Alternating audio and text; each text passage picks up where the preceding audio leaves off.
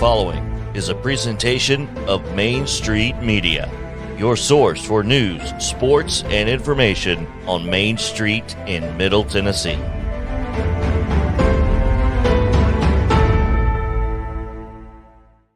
Sounds like 30 years of the best sports talk in Middle Tennessee, featuring Tennessee Radio Hall of Famer George Plaster, Tennessee Sports Hall of Fame coach Watson Brown, and young guns Billy Derrick and Michael Sindrick.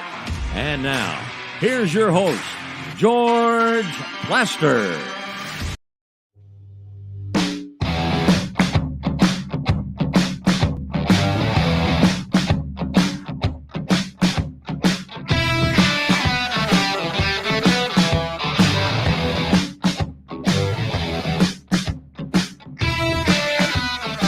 Hello again, everybody. Welcome in on what is now a beautiful Tuesday in Nashville, Tennessee, and it's a busy one as well.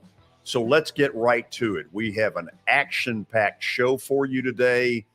Let's begin by calling roll. Let's head up to the plateau, say hello to Coach Watson Brown.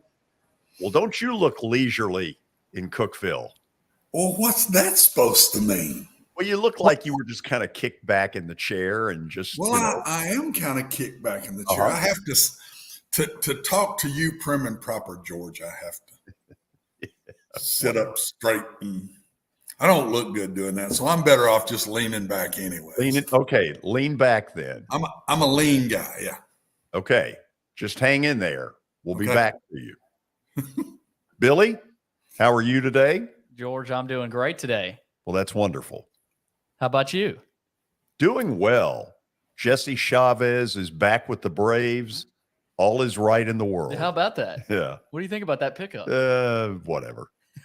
I mean, he's not exactly going to win him the pennant. No. Maybe some depth, though. Yeah. If in a 10-2 game, old Jesse can get you 6 outs. But we digress. There is so much to get to.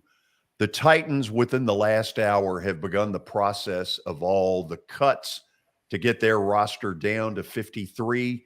And so you have something to read before I say hello to Terry. Yeah, before we say hello to Terry, George, we do have to get to his 2 sponsors. First, the Justin Tucker team with Platinum Realty Partners. They are proven to be trusted with your most personal asset. The Justin Tucker team, call them at 615-906-8458. And also Sumner Funeral and Cremation. They are sharing their family with yours in your time of need. Now with 2 convenient locations in Gallatin and Hendersonville, and online at sumnerfuneral.com. Sumner Funeral and Cremation, traditional, affordable, and dignified. I don't say it like the commercial, George.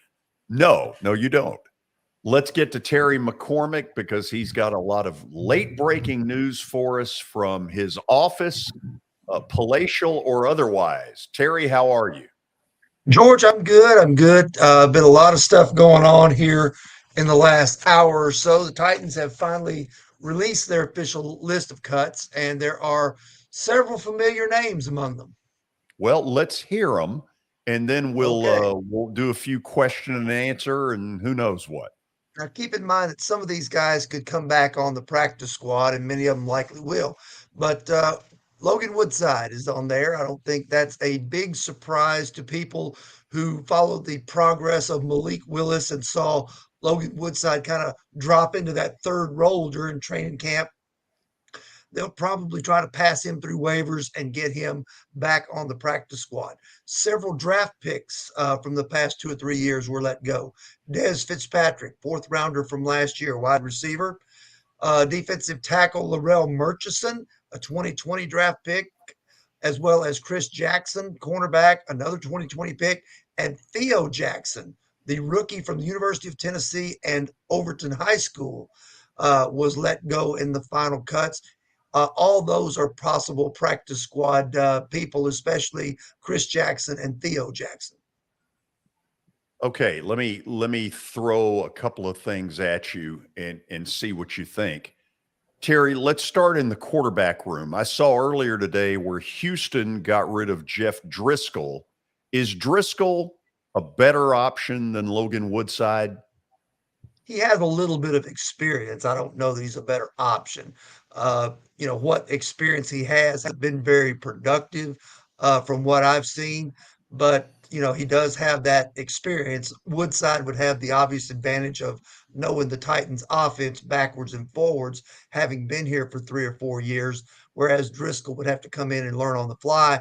And before you ask it, the same thing would hold true for Kellen Mond, who was released by the Vikings today. Okay, Twitter is aflutter with speculation that Dennis Kelly, who got released today or cut, if you will, by Indianapolis, sure seems like an obvious to come back here. Terry, what do you think the odds are that happens?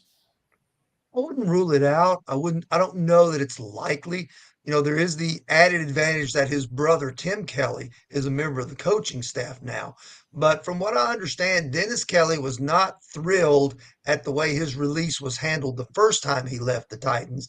After, I believe, was it the 2020 season? I believe that he was let go Yep. following that. So I don't know. Maybe some ruffled feathers could be smoothed over. Obviously, Dennis Kelly is a guy that could come in and be that swing tackle, a role that he filled pretty well for a few years.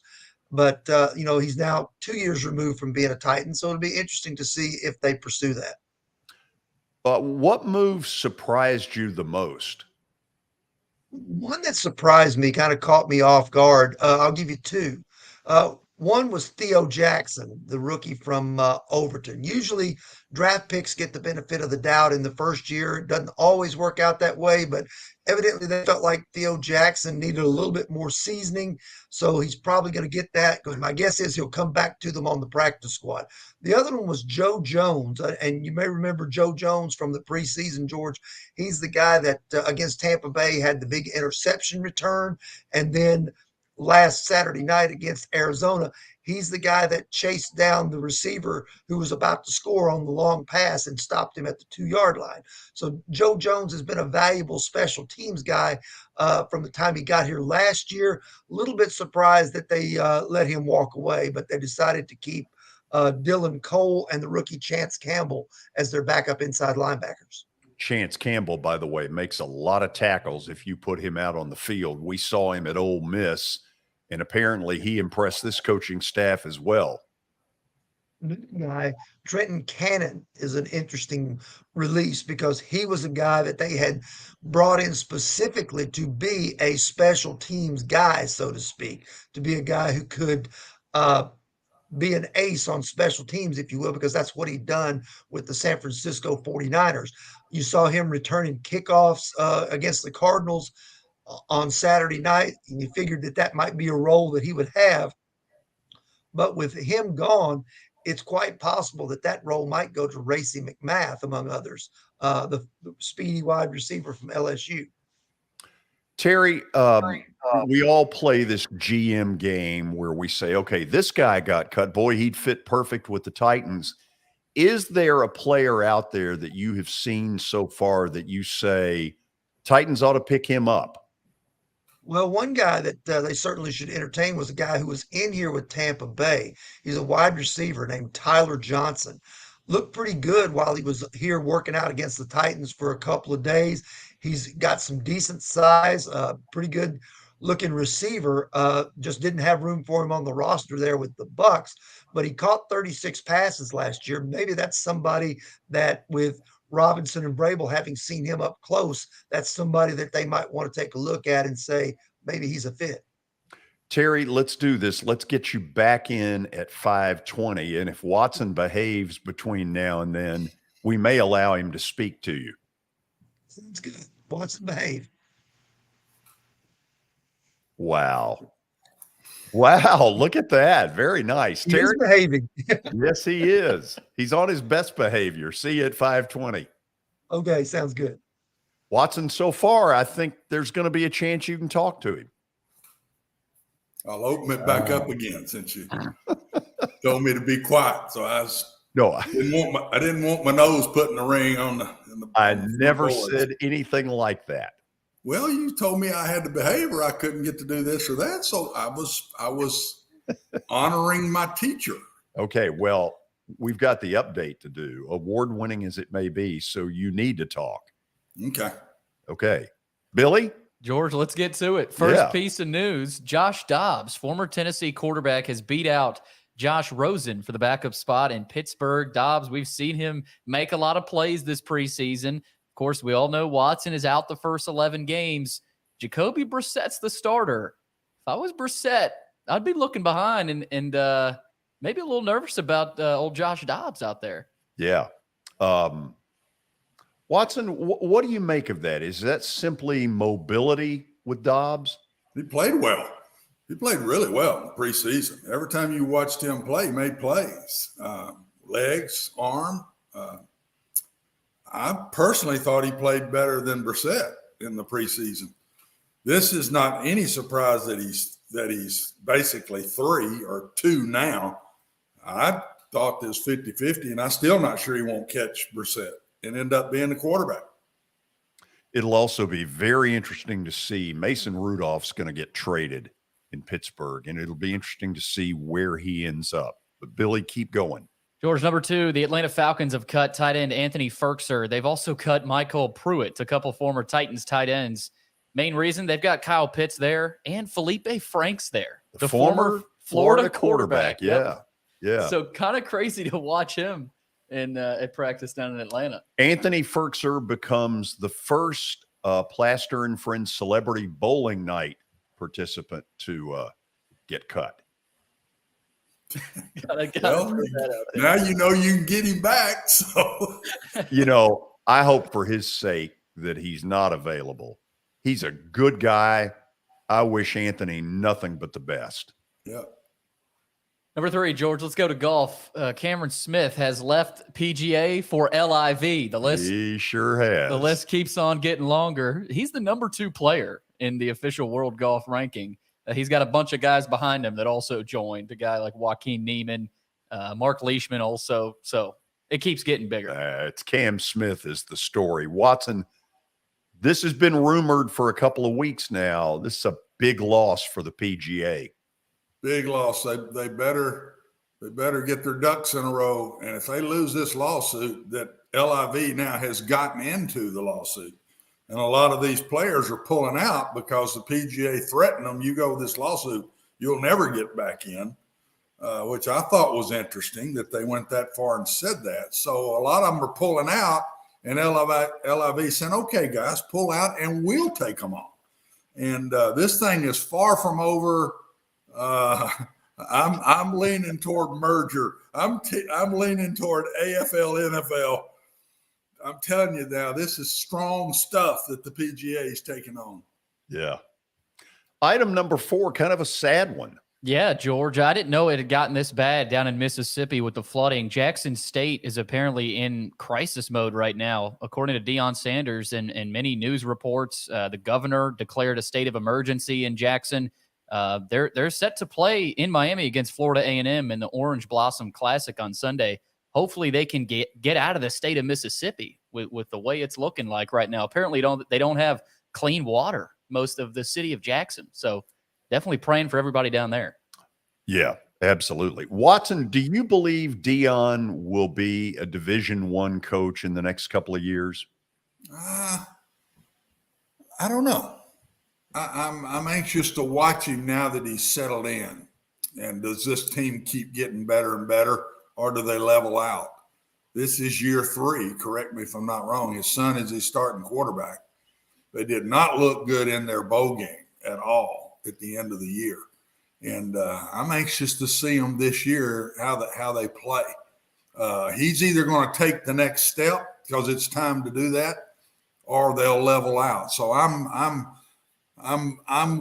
going to watch it. I'm not going either way with that one yet. And guys, this happens a lot. I remember Tulane when the hurricane hit New Orleans. Yeah.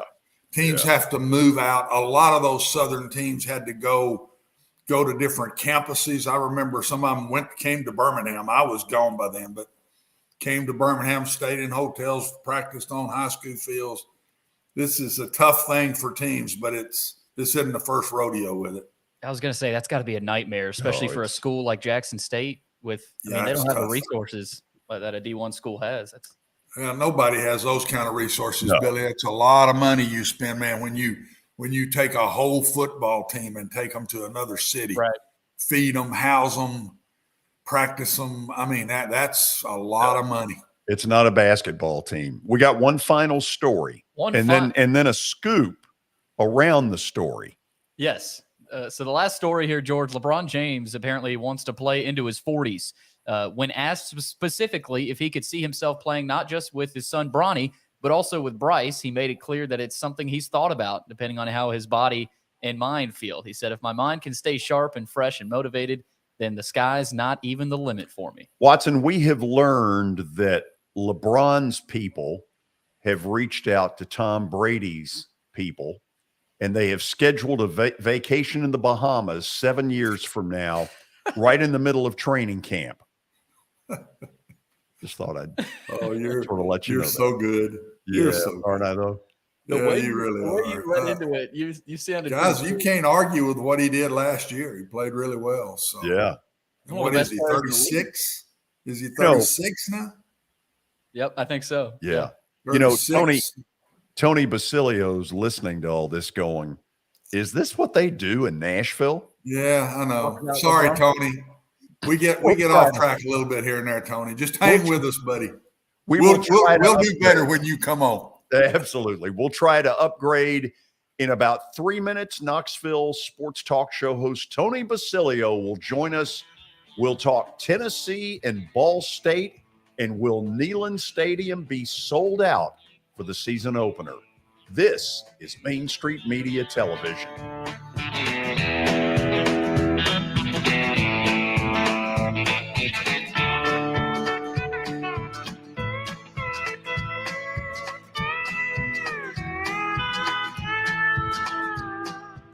Buying or selling a home can be a very personal experience. Why not go with the team that receives nearly all of their business from referrals? Clearly a trusted name in real estate. The Justin Tucker team with Platinum Realty Partners has sold more than 500 homes in the last 7 years. Voted best in Sumner County multiple times. Proven to be trusted with your most personal assets. Call the Justin Tucker team with Platinum Realty Partners at 615-906-8458. The Justin Tucker team with Platinum Realty Partners, Middle Tennessee's most trusted team in realty. I highly recommend Sumner Funeral and Cremation because of their caring nature and attentiveness to detail. Pre-planning your funeral now will bring you peace of mind and less stress to your loved ones. When the chaos of losing you happens, your family can honor and celebrate your life, knowing things are happening just as you wanted them to. Pre-planning determines the details of your funeral, cemetery services, and can be less expensive. We are honored to serve you and are always here for you in your time of need. Sumner Funeral and Cremation. Traditional, affordable, dignified. SumnerFuneral.com. Jody Jones Dentistry can handle all your dental needs, from the basics to cosmetic procedures. All of this in the nicest dental facility I have ever seen. Jody has done it right. They're located conveniently at 55 Music Square East, and for an appointment, it's simple. Dial 615-259-5100 and tell them Plaz sent you.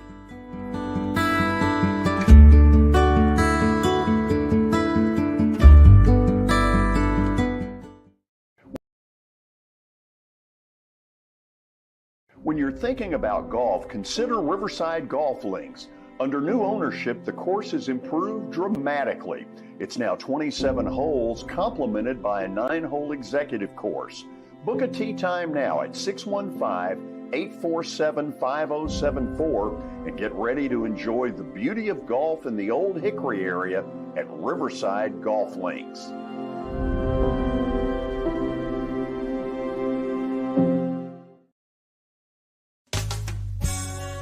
I'm Bart Durham.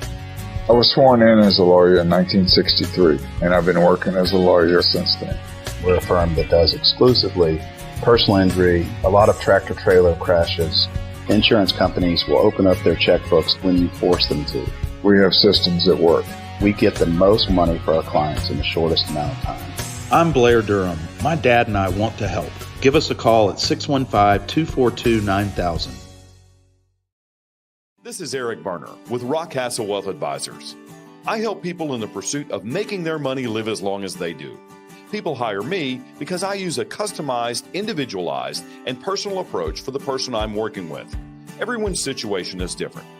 If you've lost a spouse or a parent and want to make sure your inheritance is utilized and does not just disappear, I can help with that. Call me at 615-235-1058 or email Eric at rockcastlewealth.com.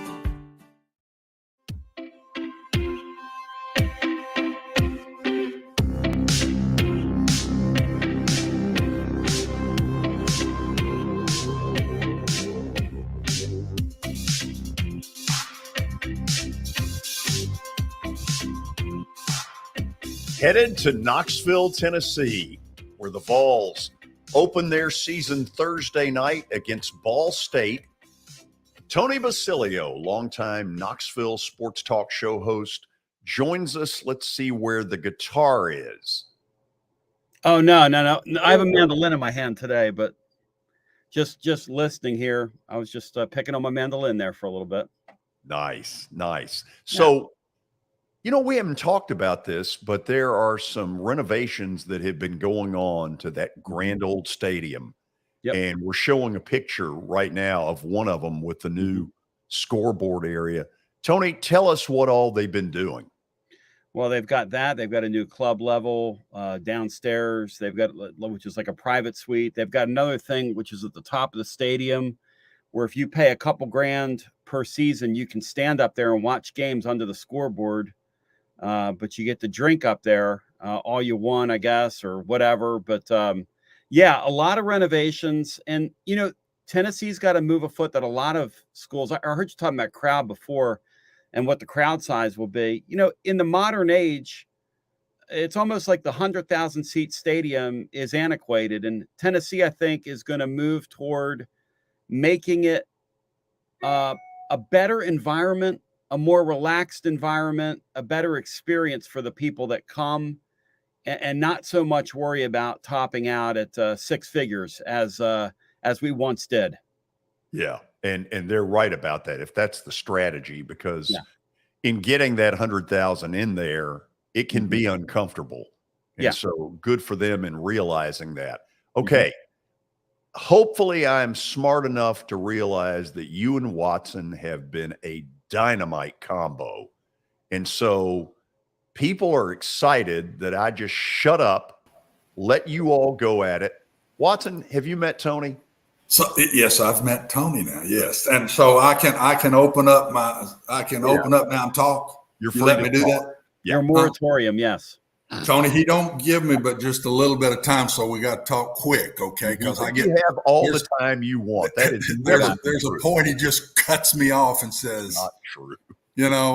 He's got that little thing where the picture just disappears. I like radio better. He couldn't do that kind of stuff. I like radio better too because I have a face for it. Well, we're not getting into that. We've got the face on the left here does radio too. And then look at this old face I got. This is now a radio face. You guys are looking good in my book. Both you guys are looking good. You're a good man. I like having you on. Hey, he's got cataracts. I'm looking. I think this Brew McCoy thing is a big deal. And when he practiced all last week, getting all those reps, I said to George after you may have even said it to you. I don't remember, but there's no way they're practicing him if they didn't know he wasn't going to get eligible. So you called that. Yeah. I relayed that to you that's the word we had gotten, or John Bryce had tweeted that out. And you said there's no way football coaches are going to waste their time with a guy this late in the year. And the thing about Brew McCoy, I'll go you one better, Coach. You tell me if you're on the same page as me. I think they feature him against Ball State because this is a guy that up till now he's a high level recruit, but he's 22 years old. He hasn't done much in his career, and they kind of need to get him off in week one, if you know what I mean. So I think they're going to feature him a little bit.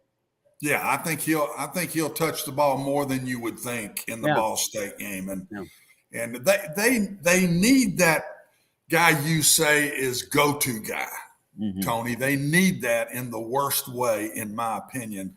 But watching them last year, we talked about this earlier, but now it's game time, so here it is. They've got to have a guy come out of the backfield that is a playmaker. And I see bigger backs being recruited. I think they're going to the bigger back, which I think is the right thing to do. and they need that go-to guy at receiver, and they need that scat back that's catching all those bubbles and screens and underneath shallow crosses and then dodging the whole team. Do you see that guy in practice? Have you seen that in the scrimmages? I know the new face and the new name is Squirrel White.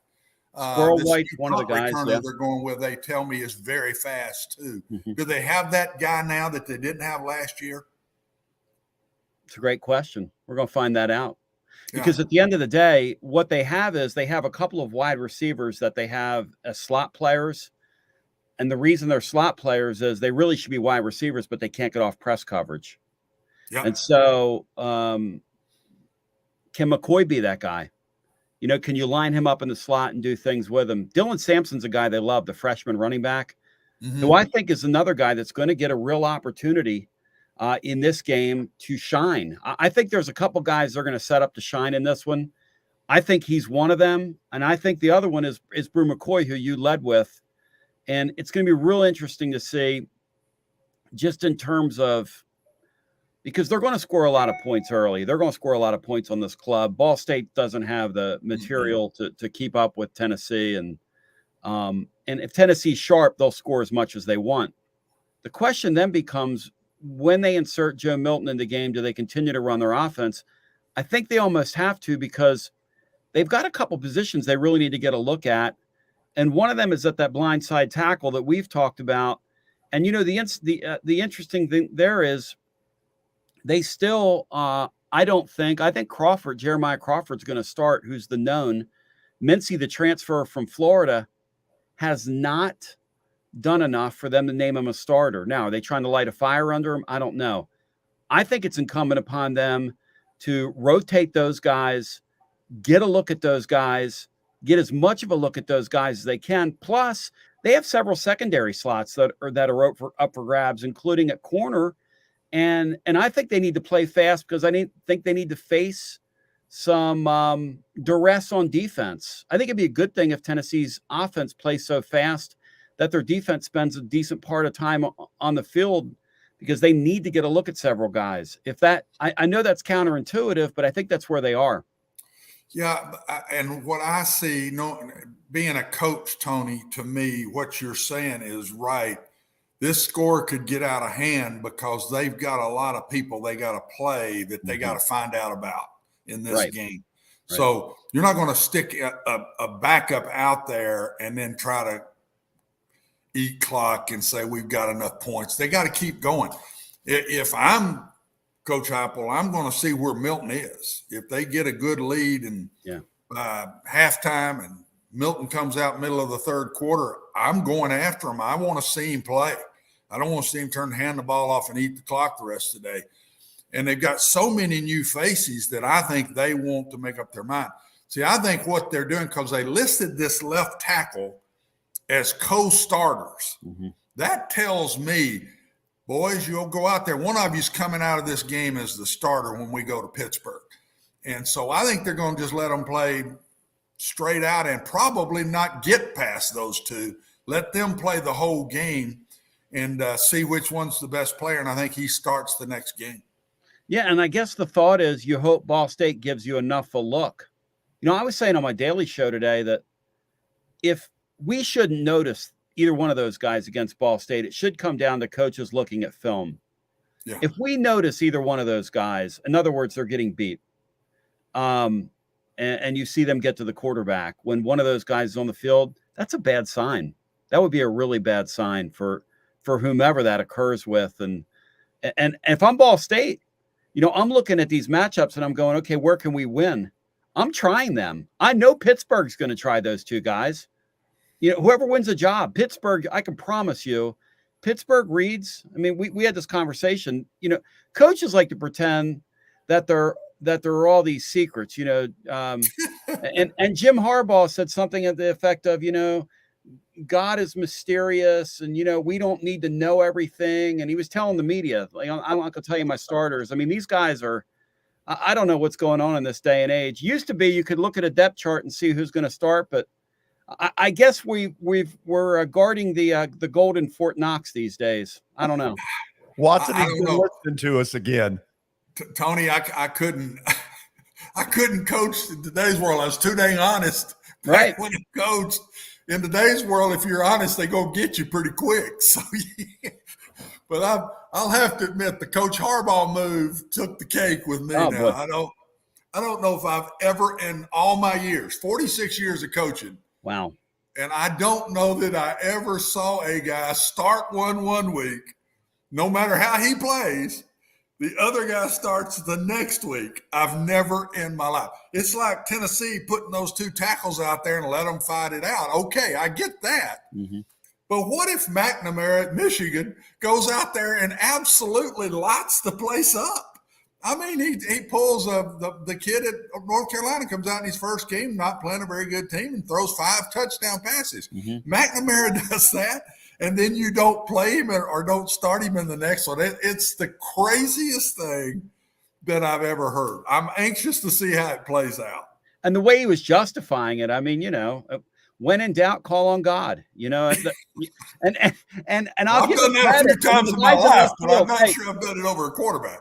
Yeah, the guys in left field, I'll give him credit, but he had a heck of a year last year with the chips on the table. And who knows, maybe there's a mad science aspect to what he's doing. The only thought I'll have is if that kid goes out there and really plays well, and George is a huge baseball fan as I am, it reminds me of these midseason call-ups where they'll get a guy out of the minor leagues, right? And they bring him up. And say a guy hits 3 home runs one night. These major league teams are like, well, the plan is he's going back to the minors tomorrow.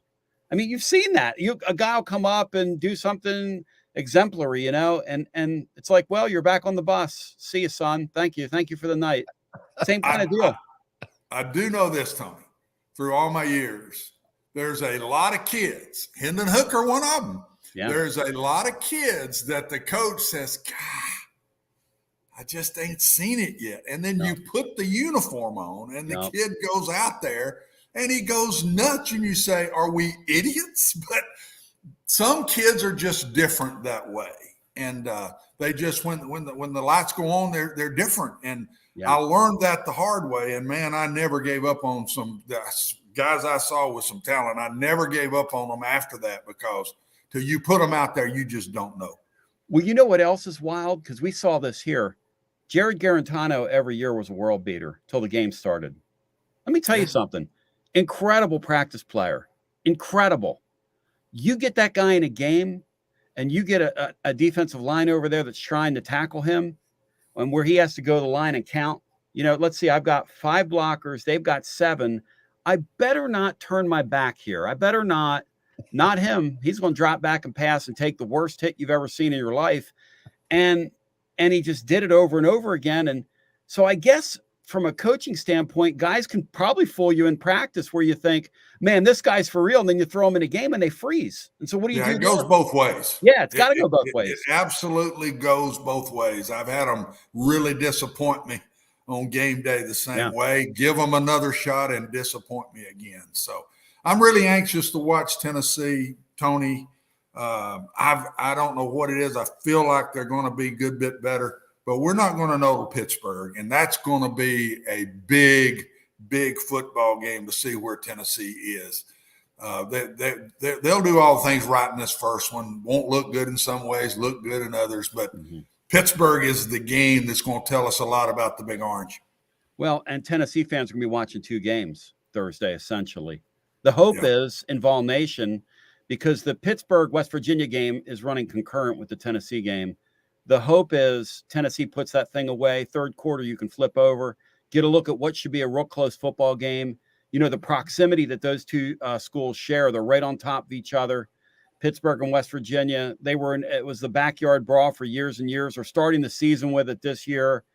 And, at the end of it all, that is going to be a real test for that Pittsburgh bunch right out of the chute. I mean, there will be no secrets after they take the field on Thursday. And Tony, they hate one another. So they're going to lay it. They are going to lay it on the line in this first game. Tennessee's catching them at the right spot.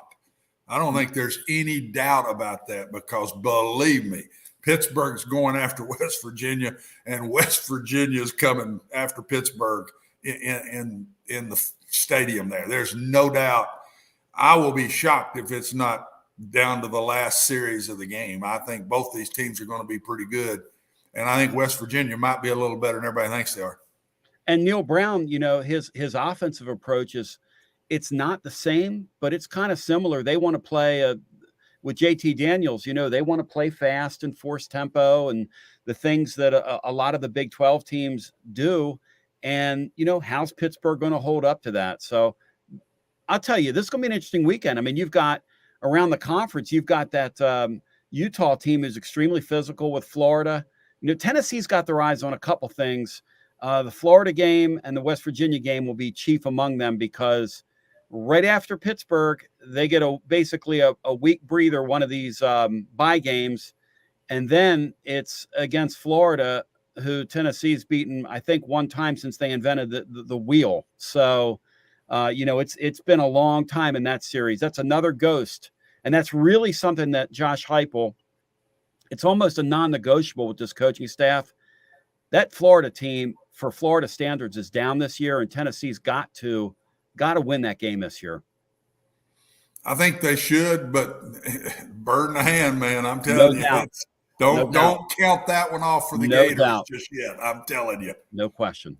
Tony, let me ask you this. I have never heard a coach come out and say, listen, I'm just going to level with you. We've worked quite a bit on game number 2, and we've kind of blown off game number 1 because we know we're going to win. Do you think Tennessee is doing any of that at all in practice, where some of it's aimed at Pittsburgh more than it is Ball State? Oh, there's no question that all these staffs have different practices and sessions where they work on Florida, Pittsburgh, the real games on your schedule, so to speak. But you would be foolish to not pay attention to the opponent in front of you, because you're going to send the message to your kids that you're not taking it seriously. And I'll tell you a quick story. You guys are going to find this hard to believe, but back in the Jeremy Pruitt era, genius that he was, he's highly missed here. Jeremy Pruitt, Georgia State week, devoted one practice to Georgia State. And that's what you get. That's what you get when you do that. You tell your kids that's a walkthrough, and Georgia State was not a walkthrough. They were they were commensurate to Tennessee talent level. There was no reason to do that. See, George, what really happens with that, Tony just brought up something that is you don't do. That what Jeremy did, you don't do. No. You don't practice Pittsburgh this week. You've practiced Pittsburgh 2 weeks ago. Mm-hmm. You practiced Pittsburgh way back in preseason and week 3 of training camp or whatever, and the kids don't even know you're really practicing Pittsburgh, but you're working on Pittsburgh. But you dang sure don't come out the week of your first game of Ball State and tell your kids you're working on Pittsburgh. Stupid. You can't do that. Because here's what happens. They go back to the dorm, and one of them says, Coach thinks Ball State sucks. That's right. And that opens up. They have a big old, they have a big old meeting. Kids are not idiots. Believe me, they're not. So Tony, you know they're 30 some odd point favorites. And, that's the other thing that's really interesting to me about college football is that you're susceptible in games like this. But Ball State doesn't have enough talent to stay with Tennessee. They don't have enough talent to play with Tennessee. They've got, and I know you had the coach on who you've got a previous relationship with, but, they've got a veteran quarterback who's there, and he's just kind of a college football player, and good for him. Here's hoping he has a solid season and stays healthy and all that. But all things being equal, there's no reason that should be a football game in the second half. Just none when you just look at it. So, Tony, friends of mine who listen to you up in the Knoxville area tell me that some of your best stuff is after the game. So I want you to kind of plug it a little bit before we let you out of here. Tell people what you're doing, how they can find you. Yeah. And if they say they like George's show, they get $1. Thank you. And which one of us is paying that? I don't know. You are. Very good. Now the truth comes out. So my website is tclub.team. Today I put a blog up there every day. Today we had a 2,400 word contribution from one of my contributors, Matt Dixon, who goes through the season, game by game. We try to put something up there every day. And then after games, we have just a live time talking about as soon as the game ends, as soon as that gun goes off in whatever stadium they're in, we're right in the studio where I'm at.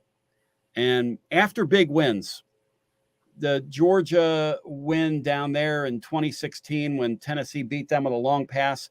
We were literally on the air for 8 hours, George. And I don't take breaks. I was on to 4 o'clock in the morning.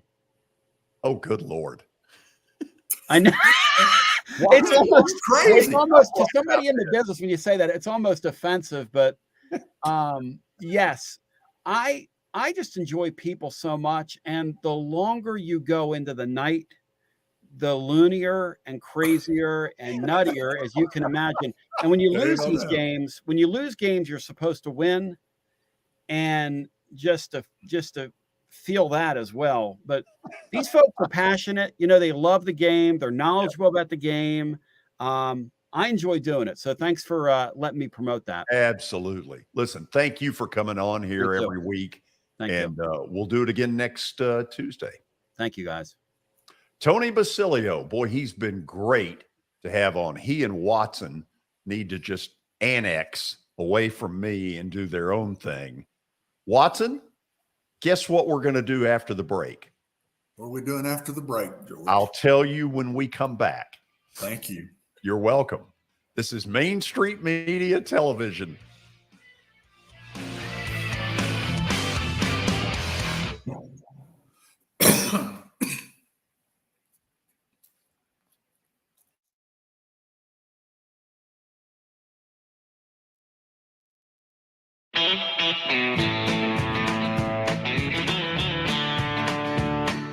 For Dustin Timmons and Joey Donnelly, they welcome every opportunity to serve and satisfy their clients. Whether you are looking to build your dream home or renovate your current home, their team will ensure that every client and remodel is unique, luxurious, completed on time, and within budget. Contact them today to set an appointment for a free consultation or to view some of their completed projects by logging on to DonnellyTimmons.com.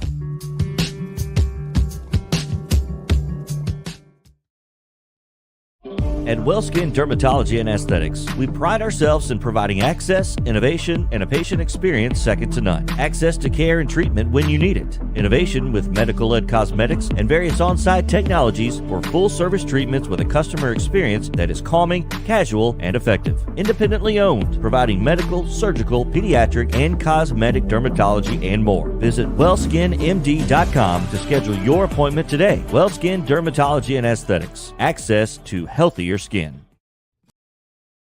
It's your last chance to get a spring tune-up for summer. Complete Service Heat and Air can clean your coils, check out your motor, and make sure you have cold air on that first hot day of summer. Complete Service Heat and Air is located in White Bluff, Tennessee. We do service and repair on heating and air the right way. 24/7 service. Call us at 615-797-3997. That's 615-797-3997. Serving Cheatham, Davidson, Dixon, Hickman, Humphreys, Montgomery, and Williamson counties.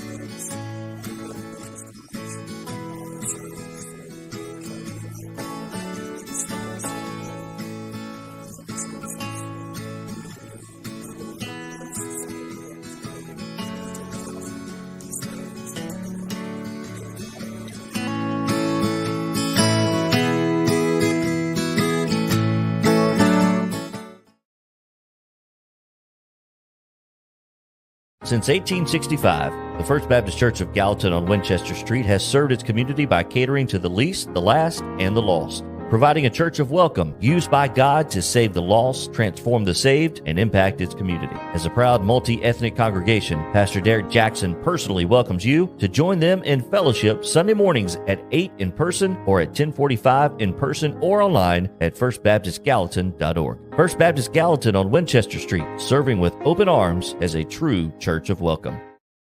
Serving Williamson and surrounding counties, Bone and Joint Institute of Tennessee offers comprehensive orthopedic care with 16 subspecialized physicians. Our practice provides high-tech care with a hometown touch. We offer physician clinics, physical and occupational therapy, advanced imaging, and surgical services, including interventional procedures. Call us at 615-791-2630. We're Bone and Joint Institute of Tennessee. High-tech care with a hometown touch.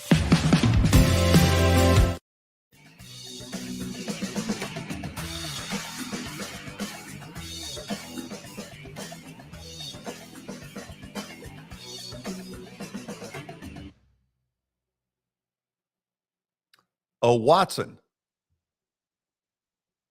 See, I set up for you. That's nice. By the way, I look better today. Yes, you do. I don't know if you just spread back out again or what it was, but your shoulder blades were near touching yesterday. So I ate a couple extra meals. I didn't know what you did, but you're back. So looked like Herman Munster yesterday. So we have a new segment on the show. Oh, we do? Yes. Nice of you to tell me. Yeah. It's called Ask Granddad.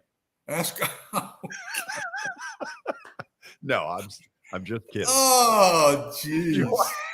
Thank you very much. Ask You're welcome. Granddad. No, we got a couple of Tennessee questions aimed, I guess, at both of us. Billy, what do you got? George, this is from Brent on Facebook. He asks, this game should not count in the rankings, the Tennessee Ball State game. This is like the Steelers playing Sister Mary's School of the Blind.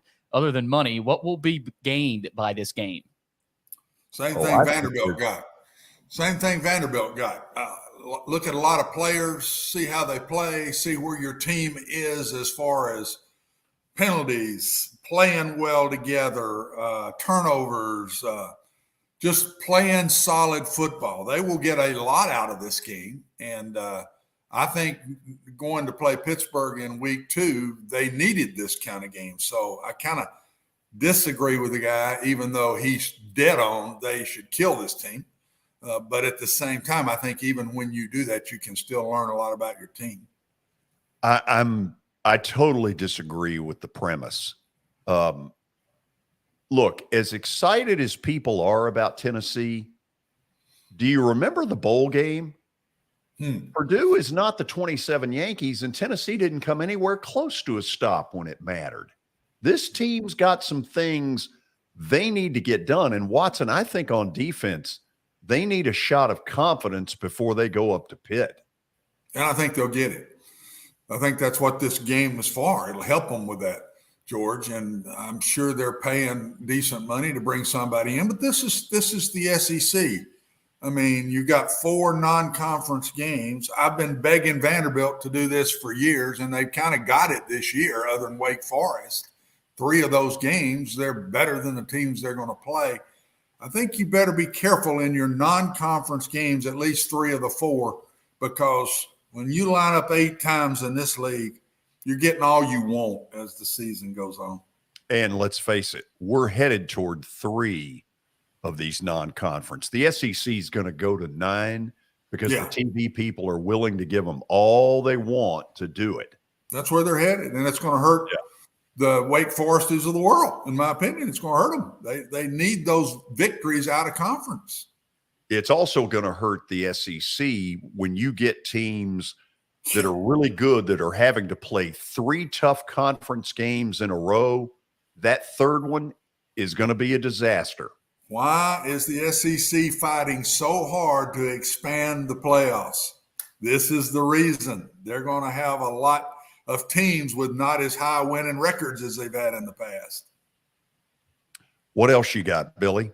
George, another question. This comes from Donnie in Oak Ridge. At its loudest, where does Neyland Stadium rank among the SEC's best? Okay, Watson, you've had a different angle for it than the most of when I've had it. I've had it mostly as a broadcaster upstairs. You've had it as a coach down low.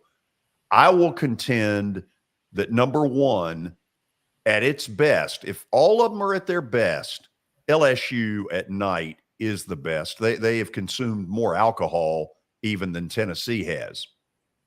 Number one to me, absolute, not even close, is Texas A&M.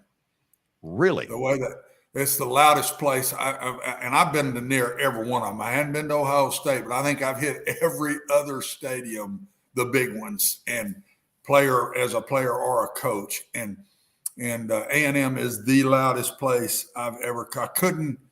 We could not change a play at the line of scrimmage at Oklahoma when we played them there, and could not. Hard to call the play in the huddle. Their fans stay loud from start to finish more than LSU. They never stop. They don't even sit down. I mean, it's the dangest place you've ever seen.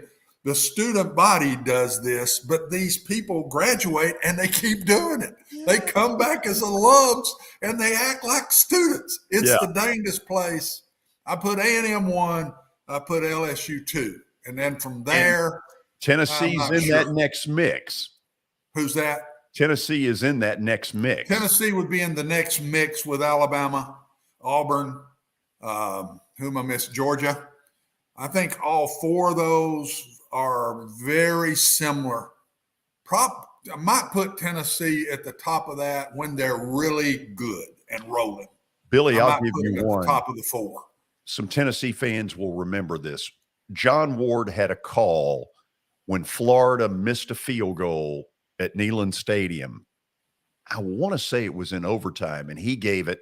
I'm about to give you a John Ward. No, sir-ree. Oh, man. Okay? That's the loudest I have ever heard Neyland Stadium.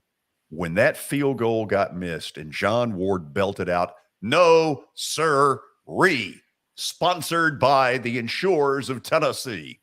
You like that? That's pretty good. Not That's pretty bad. good there, George. Watson? No, I didn't care much for it.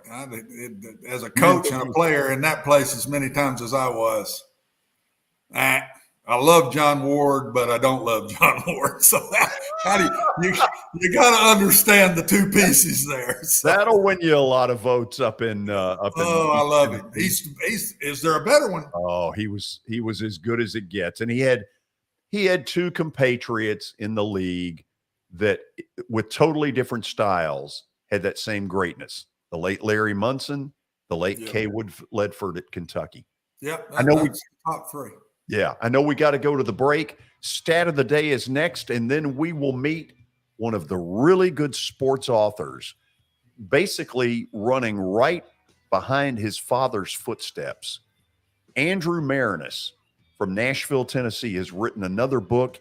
His father, a world-class writer, and Andrew getting right there with him. Get ready at 5 o'clock. You're going to enjoy this. This is Main Street Media Television.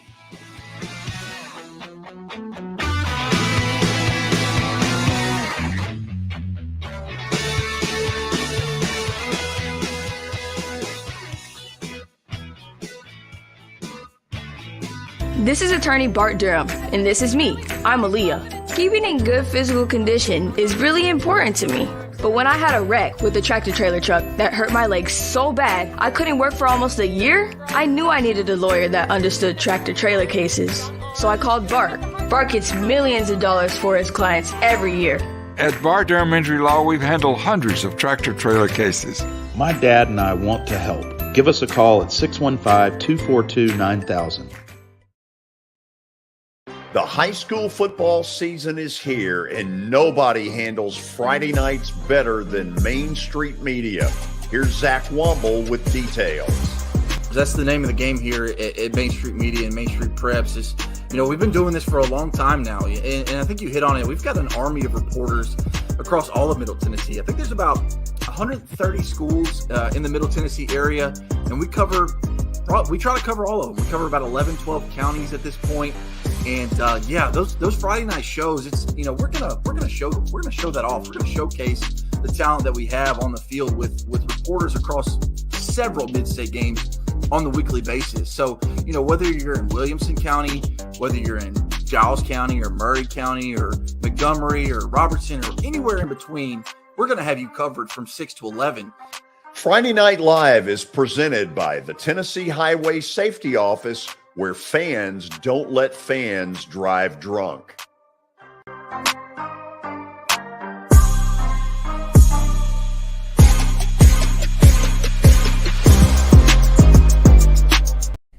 Hey everyone, I'm John English. This is Keith Wallace, and we would like to welcome you to John English Antique Sports and Cards in Shelbyville, Tennessee. We specialize in graded and ungraded sports and non-sports cards, vintage wax boxes, and unopened cases. We have a large selection of PSA graded cards. We also specialize in old sports collectibles, baseball, football, basketball, golf, and tennis. You can find it all at John English Antique Sports and Cards.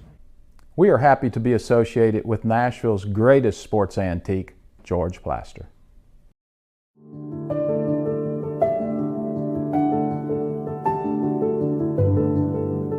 Welcome to the Omni Nashville Hotel. Urban elegance with a vintage touch. Our 800-room hotel opened up in the fall of 2013 with 746 guest rooms and 54 suites.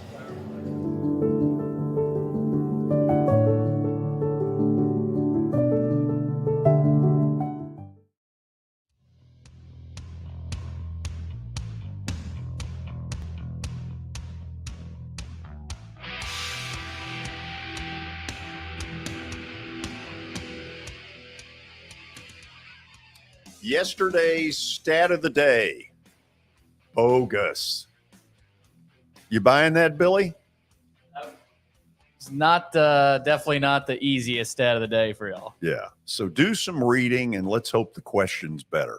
Let's hope so. Let's hope so, George. I will admit I've not looked at it yet today, but I think you guys will be able to bounce back. But George, first stat of the day is presented by John English Vintage Sports and Cards. They've got memorabilia, trading cards, all kinds of different things. They specialize in antique and historical sports equipment, games, advertising, and other sport-related items. You can visit them over in Shelbyville, Tennessee, Tuesdays through Fridays from noon to 5 o'clock and Saturdays 10 a.m. to 5. JohnEnglishGradedCards.com. Also, Eric Berner with Rockcastle Wealth Advisors. Call Eric at 615-490-7052 or log on to rockcastlewealth.com for more information. George, stat of the day today, Alabama has had 4 players win the Heisman Trophy. Who are those 4 players? Okay, Watson, let's do a little thinking out loud. You with me? Yeah. There's a Mark Ingram. That's most definitely. Billy, stay out of this. Mark Ingram. We got a quarterback last year, Bryce Young. We going there? Absolutely. Okay. You know that one. Yep. Now, the last 2. Well, you got one in town. Derrick Henry won it, didn't he? Yeah, Derrick Henry. Okay. That's the first one I would have said. Okay. Now, who's the 4th one? Well, if I knew that, I would have already given you the answer. Let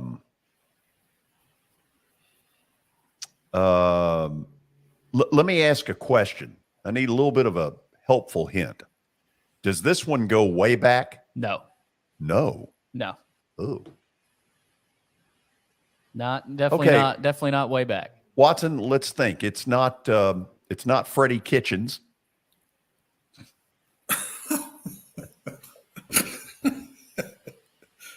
No. I can't. Mark Ingram. Mark Ingram, Bryce Young, Derrick Henry. Oh, wait a minute. Wide receiver, Philadelphia Eagles. Devontae years Smith. ago. Devontae. That's it. Bingo. Devontae won it. You're right. That's it. Put them up there. If I can get Isn't to it the amazing? answer, it's not letting me get to the answer. There it is. Ingram, Henry, Smith, and Young. Smith Good and Young Lord. back-to-back. Henry in 15 and Ingram all the way back in 09. So, Watson, think about this. He's had 4 Heisman Trophy winners, he being Nick Saban. You think any coach in a 15-year period has had 3 or 4? Could be a good trivia question. I can't think of it right now. But the other thing that sticks out to me, guys, Alabama did not have a Heisman Trophy winner till 2009. Yeah. Think about That's pretty that. amazing. When you think about that school's legendary status, that's pretty amazing. Coach Bryant never had a Heisman Trophy winner. How about that? That is hard to believe. I know. It really is. Billy, are you ready to present the 5 o'clock hour? I am, George, and the 5 o'clock hour is powered by Middle Tennessee Bone and Joint Clinic. They combine state-of-the-art orthopedic service with a family atmosphere. Whether it's a sports injury or a sprained ankle or a major joint replacement, they have the staff, training, and equipment needed to take care of any patient in any circumstance. Log on to mtbj.net for more information. Very excited to welcome to our microphones a guy who has become a great sports author in his own right, Andrew Maraniss. A lot of you know of the past history. His father, one of the legendary writers in our country, and his son is making him proud. Andrew, how are you? I'm doing great, George and Watson. George, all these years, I feel like you used to say, you had a face made for radio, and here you are on TV. Like, what's the deal?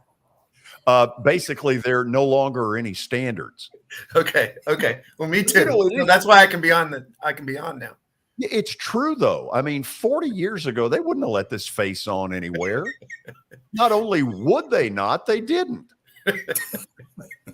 Watson, I think I'd have to apply a lot of makeup to the top of my head too to keep the glare down. You're doing great. So the name of the book that we're going to talk about is Inaugural Ballers. And for those who have no idea where we're going, there we go right there. In 1976, the United States women's Olympic team in basketball, first ever, competed in Montreal. And of course, the legendary Coach Pat Summitt led that team. Andrew, first of all, what gave you the idea to do this? Yeah, well, I've been writing books now since Strong Inside came out in 2014, which was a biography of Perry Wallace. And I converted that into a book for middle school and high school kids. And since that point, I've been interested in writing nonfiction sports history books for teenagers.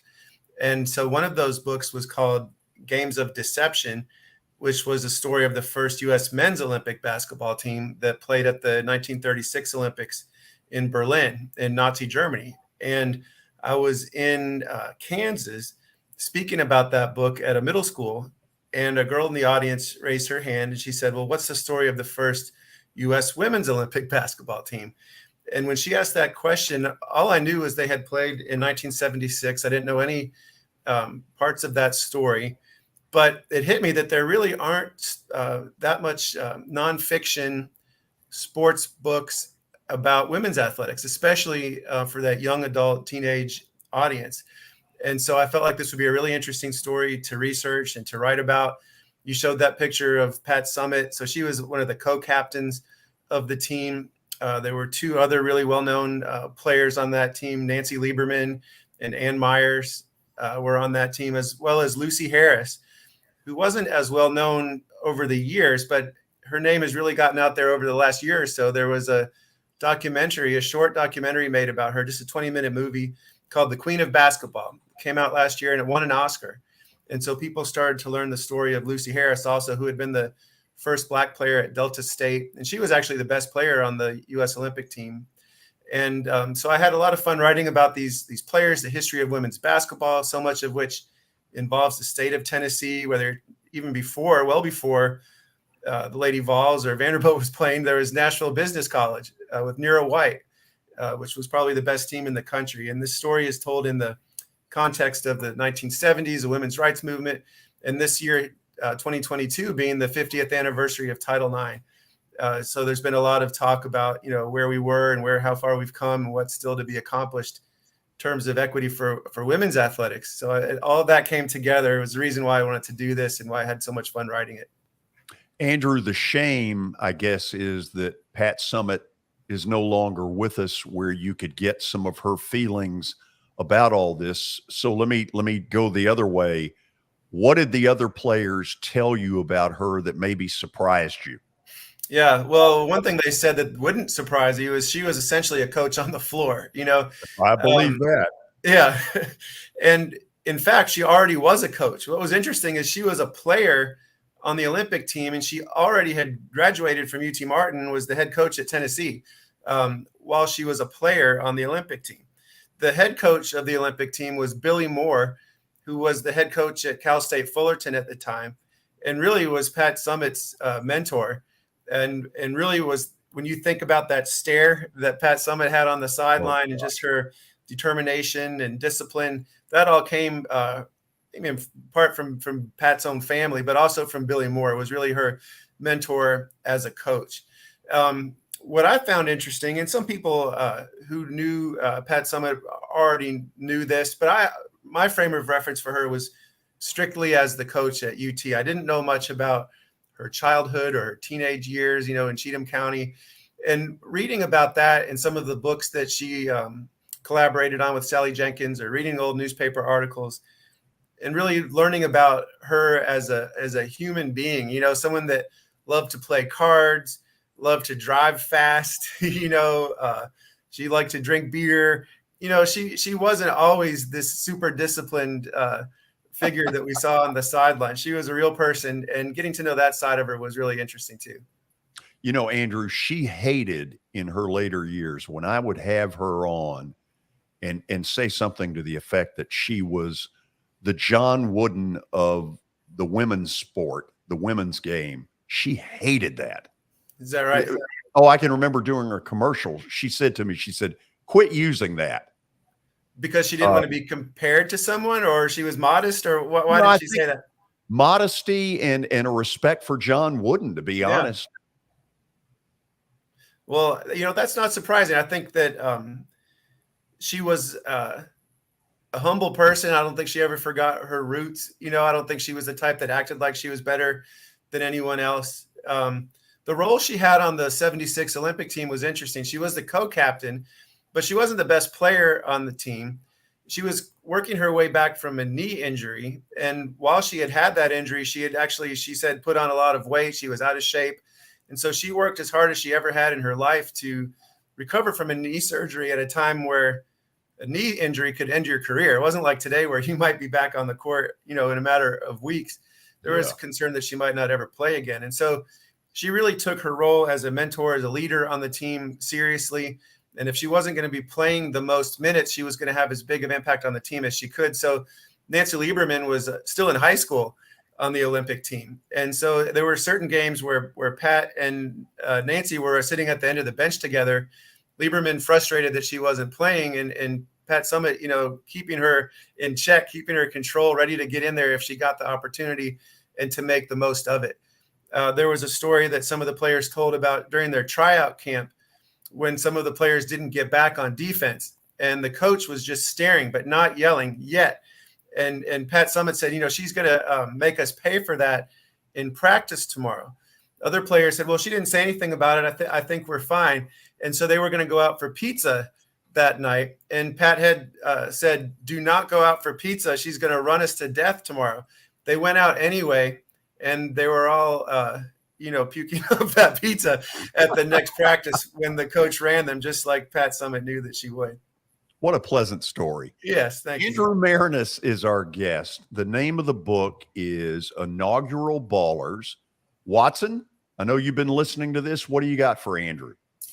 Andrew, the interesting thing that I saw is there was a dominant team, and it wasn't us. When this thing first started, Soviet Union was really good. It had a 7-2 center, yes. which is amazing to me. We still finished second at 3-2, but they dominated us, and then we had to come back to win second, the silver, and come from behind. And I think it was we beat Czechoslovakia. That's so right. When we first started, this was not a great team as far as Olympics, but this is the one that set the tone for. And now I think I'm right about this. Women's basketball has the best record overall in the Olympics as any of the United States sports. That's right, Watson. Now you think about our team being so dominant that if we were to lose a single game in the Olympics, that would be a major upset. I think the U.S. women have won 7 consecutive gold medals and hardly lost a game, if any, during that stretch. Back then in 76, like you said, it was the Soviet Union team that was the most dominant team in the world, never lost in international competition. The U.S. had finished 8th in the World Championships the year before, which was the qualifying tournament, the primary qualifying tournament for the Olympics. And so it wasn't until what was considered sort of a last-ditch qualifying tournament for the final 2 spots in the Olympics that the Americans earned their way to compete in Montreal, but they weren't expected to do anything. They really knew they had no chance at a gold medal. Like you said, the Soviets had a 7'2" center. All they had to do was pass the ball into her, above everyone's head. She turned around and lay it in, got all the rebounds and block shots on defense. And so winning the silver was quite an accomplishment that everybody was really excited about. It was not a disappointment not to win the gold medal. The other interesting thing about those Olympics is the tournament was played differently than it would be today. The Americans didn't lose the gold medal game to receive the silver medal, as would happen now. It was purely a round robin tournament. Whoever had the best record won the gold. Whoever had the second best record won the silver. And so we played Czechoslovakia knowing that the winner of that game would win the silver medal. And so the Americans won that game and won a silver medal and were celebrating on the court, rather than losing a gold medal game. Before that game, and Watson, I don't know how you balanced like pregame talk to your players, trying to get them hyped up for it, but not to put too much pressure on them, right? And so before the silver medal game, Billy Moore, the head coach, gathered her players around and said that if they were to win this game, it would change women's sports in America for the next 25 years. That there was that much riding on it. It wasn't just about them. It was about girls that wanted to play ball, even generations that had not yet even been born yet. But this was going to put women's basketball on the map. And so that, I think, in a way, could have put a lot of pressure on the team, but they lived up to it and they won that game. Yeah, and look at the names on that team, Andrew, and how successful a lot of those were. Nancy Lieberman, just the different names. Pat Head. I looked at her stats. She was not a shooter at all. No. It's amazing to me to go back and see her stats in the Olympics and compare to the way she coached. Right. And she was 12 of 31 in the Olympics as a shooter. She averaged 5 points a game. She did she not. wouldn't She have was played not herself, one of the right? scorers at all. But she was second on the team in rebounding. Right. In the whole tournament, and she's 5'10". Yeah, and yet, Andrew, it leads to that was her coaching style. I can vividly. I knew Pat very well, and vividly every time they interview rebound. We're going to be the best rebounding team in the country. Lo and behold, that's the way she played. And so she took that into her coaching style. It's amazing your book and to read about these girls, these young ladies, and how many of them from there led to successful careers. Most of them in the basketball world, around basketball in some way. Yeah, that's right. These were really pioneering players who became some of the biggest names in the history of the sport.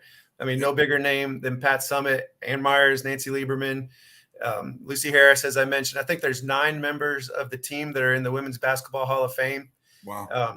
Including Billy Moore, the coach, and then also Sue Gunter. And you guys both probably knew Sue as well, who started her coaching career at MTSU, got her degree from Peabody here in Nashville, played for that Nashville Business College team. She was assistant coach on the U.S. Olympic team in 76. And so You're right. I mean, these are the legendary names of women's basketball. I doubt there would ever be a collection of such important figures in the history of the game than were on this team.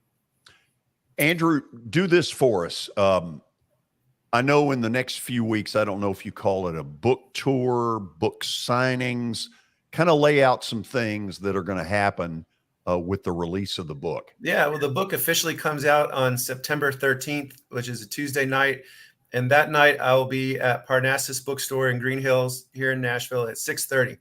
And so anyone is invited to come to that. And I'll be talking about the book and signing copies for people. I also have an event that's technically before the book comes out, but I'll be going up to Springfield, Massachusetts, the birthplace of basketball. Yeah. And speaking at Springfield College, along with Ann Myers and Julianne Simpson, who was the other co-captain, along with Pat Summitt. They're celebrating the history of women's basketball, in conjunction with this being the Title IX anniversary. So I'm heading up there for that. But the main kickoff event here in Nashville is September 13th, 6:30 at Parnassus.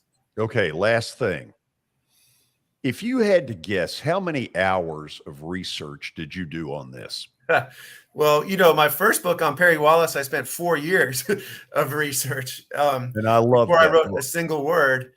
This book I had about 1.5 years to do. I would say half of that time was spent on research, visiting different archives around the country. A lot of it was on the phone or Zooms like this, interviewing players from the team. And I was fortunate, other than Pat Summitt and Charlotte Lewis, the players on the team were still living, so I was able to interview most of them for the book. Lucy Harris died just as I was finishing writing it. Even the coach, Billy Moore, she's still living out in Orange County, California. So, research is my favorite part of any book.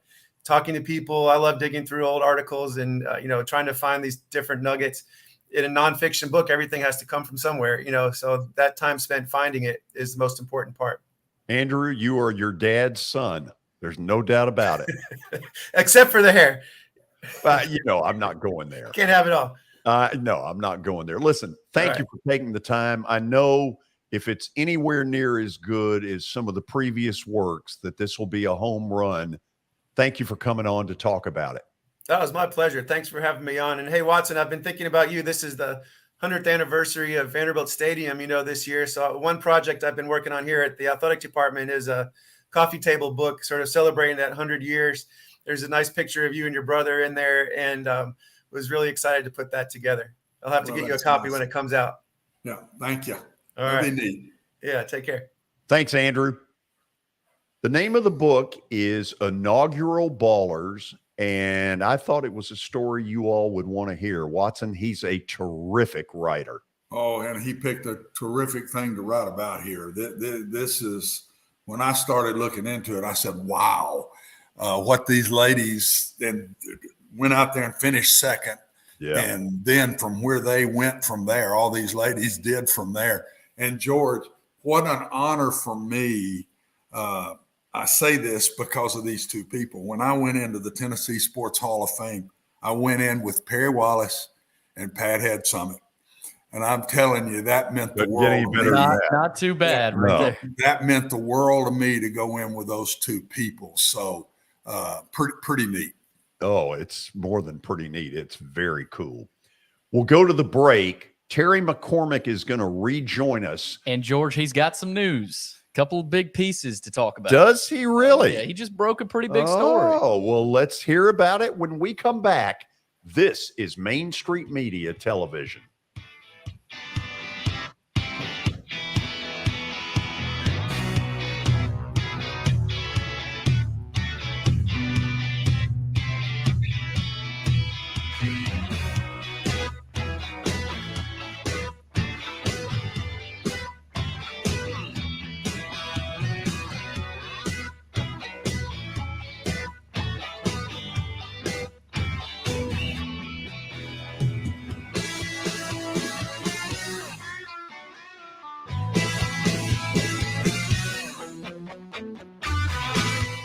At Sumner Funeral and Cremation, our mission is to serve families as our own, celebrate the life of their loved one, and help begin the healing process.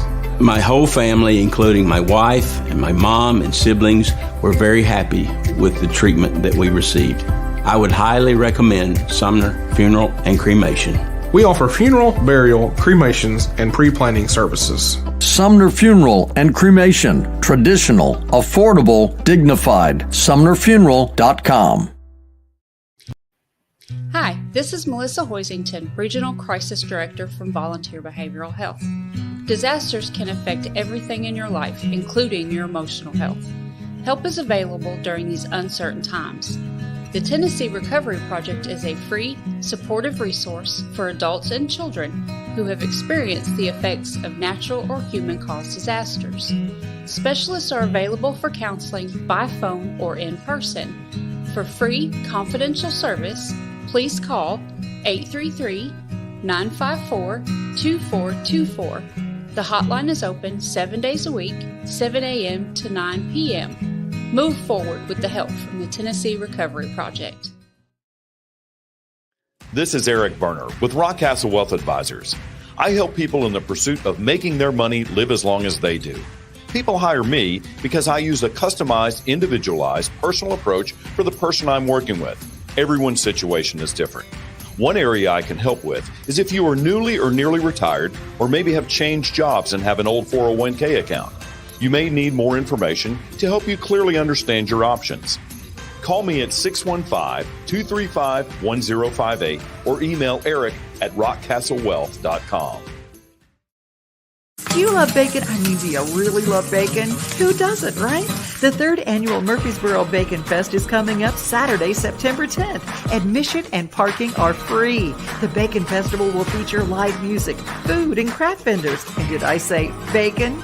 You can ride a mechanical hog ride, visit the Kids Zone with free inflatables. There will also be hourly raffles with great prizes and an opportunity to purchase Bacon Festival merchandise. And did I say bacon? Yeah, there will even be a bacon eating contest. Visit the third annual Murfreesboro Bacon Festival Facebook page for all the details.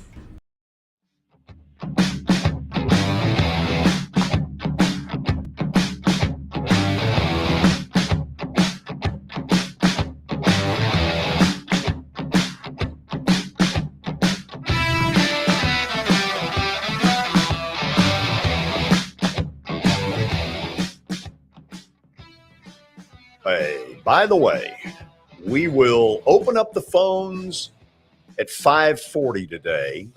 Let me go ahead and get that number out there for you. There it is right there, 615-588-2998.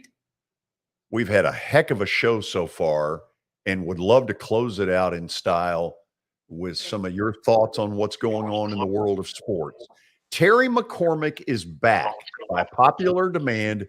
Terry, we think so much of your work that we're going to double your pay today. How are you, George?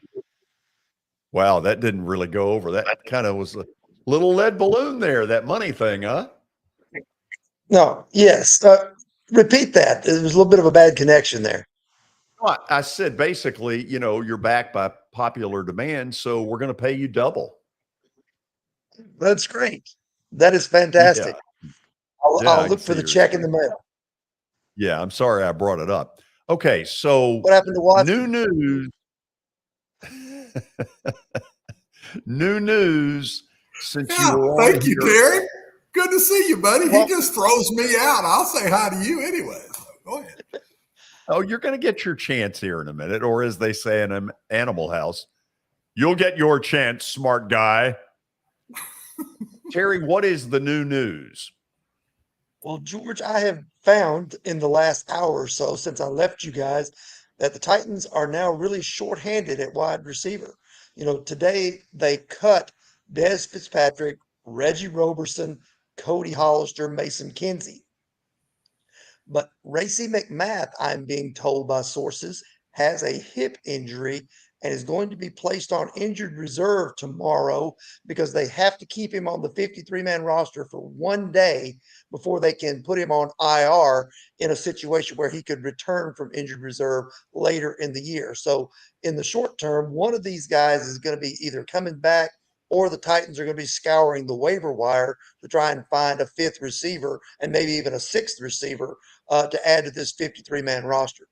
Okay, let's speculate here, Terry. You've looked at a lot of these teams' cut downs to get to the 53. Give me a couple of names that you say, I think they need to look at. Well, as I told you in the first hour, Tyler Johnson was a guy that they probably need to take a look at. And then if you look at the short fix, the quick fix, it would be just to bring back one of the guys that you had in your camp, a Cody Hollister, a Mason Kinsey, or a Dez Fitzpatrick. Now, none of those three obviously have the size and the skill set that Racey McMath does, but they know your system and they would be able to come in and play right away without you missing a beat and having to teach them something. Watson, say hello to Terry. Terry, how long is that a 15-day deal with Racey, or what is that?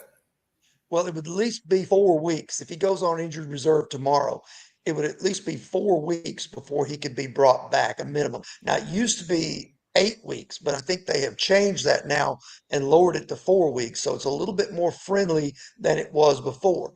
It just depends on how quickly the injury heals in that time span if he would be able to make it back after 4 games. Then he's game 3 at best, correct? Or game 4 at best. He'd have to miss 4 games, I believe. So it'd have to So be it's week 5 that he'd counting be able this to come week. back. This week doesn't count in the 4 weeks then. I believe that's correct. Okay, so it'd be game 4. There's no way. I don't think they go get somebody. I think they're going to go get somebody. I don't think there's a guy they let go that can make the plays that Racy can make. They've got to have a better player. That's just me. We'll see what goes down, but I'll bet you they go get somebody.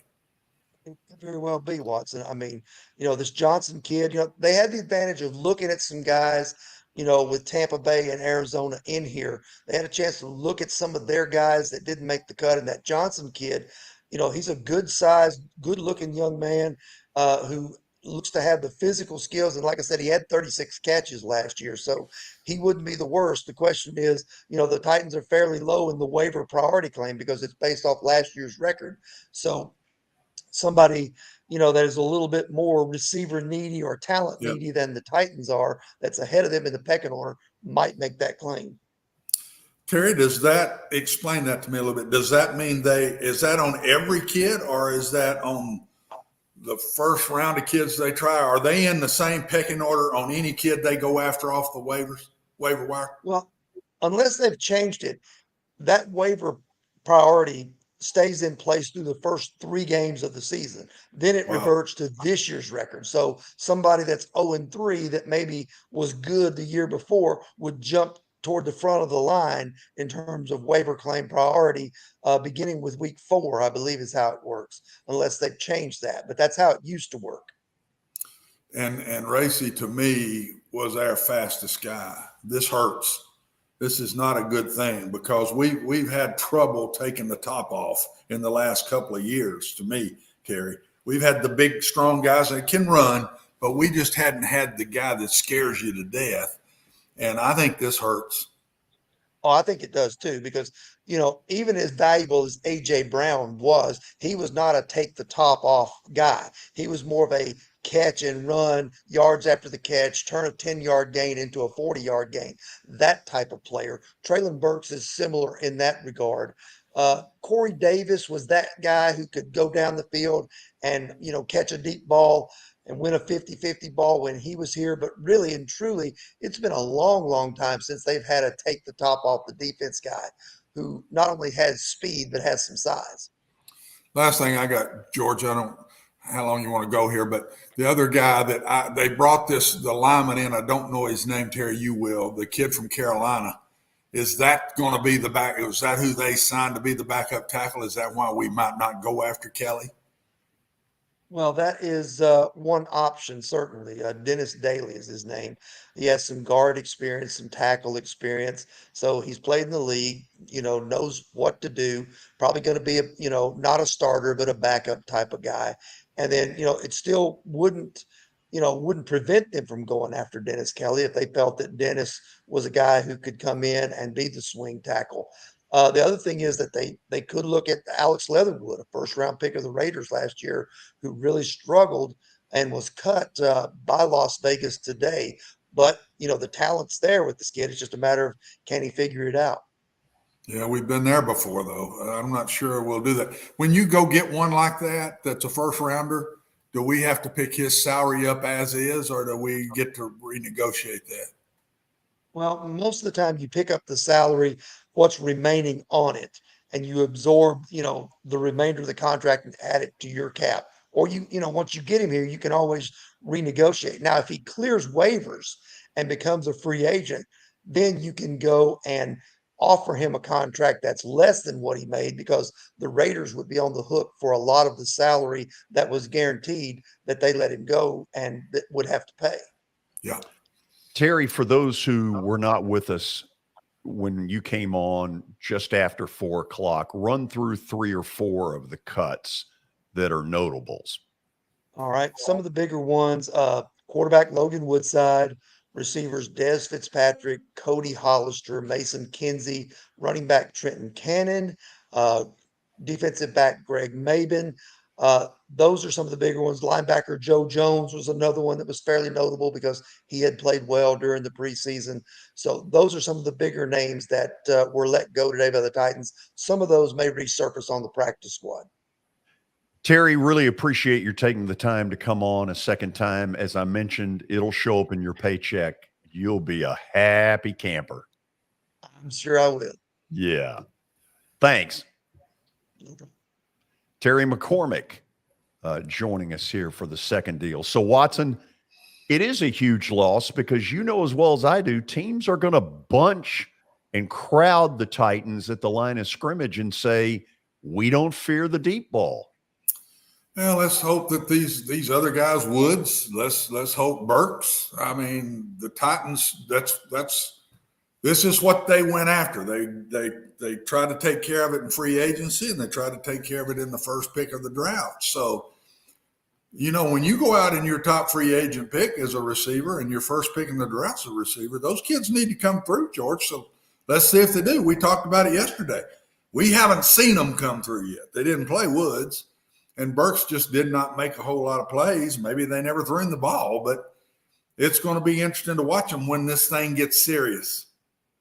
So, Watson, last night before everybody went to sleep, we got the news about Jimmy Garoppolo restructuring his deal with San Francisco. And I'll admit I was shocked by that. Give me some thoughts. What do you make of it? And what does maybe this say about their lack of certainty about Trey Lance? I think it's a two-piece, George. Both you hit one side of it.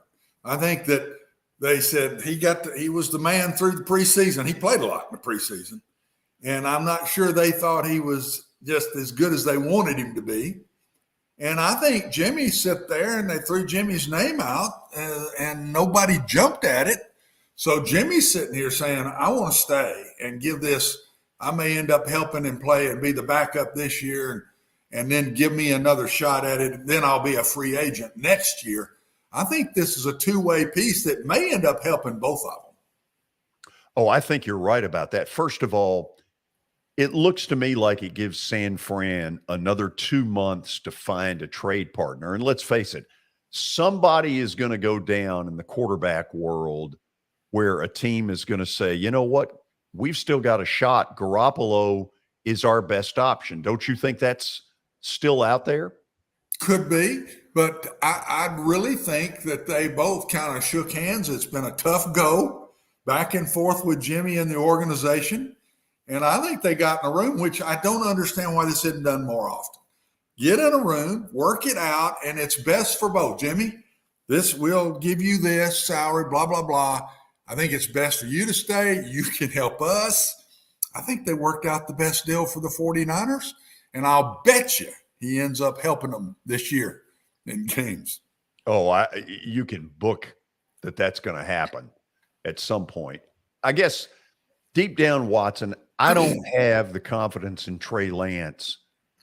I don't see the accuracy in the pocket. Now, he's a great athlete. There's no doubt about that. But the inaccuracy issues they're going to show up. Well, we'll see. I saw what you saw. I didn't think he was the man like they wanted him to be in the games I saw. Played good, but the man, the guy the 49ers need, because they got a good football team, and they need a quarterback to take them the distance.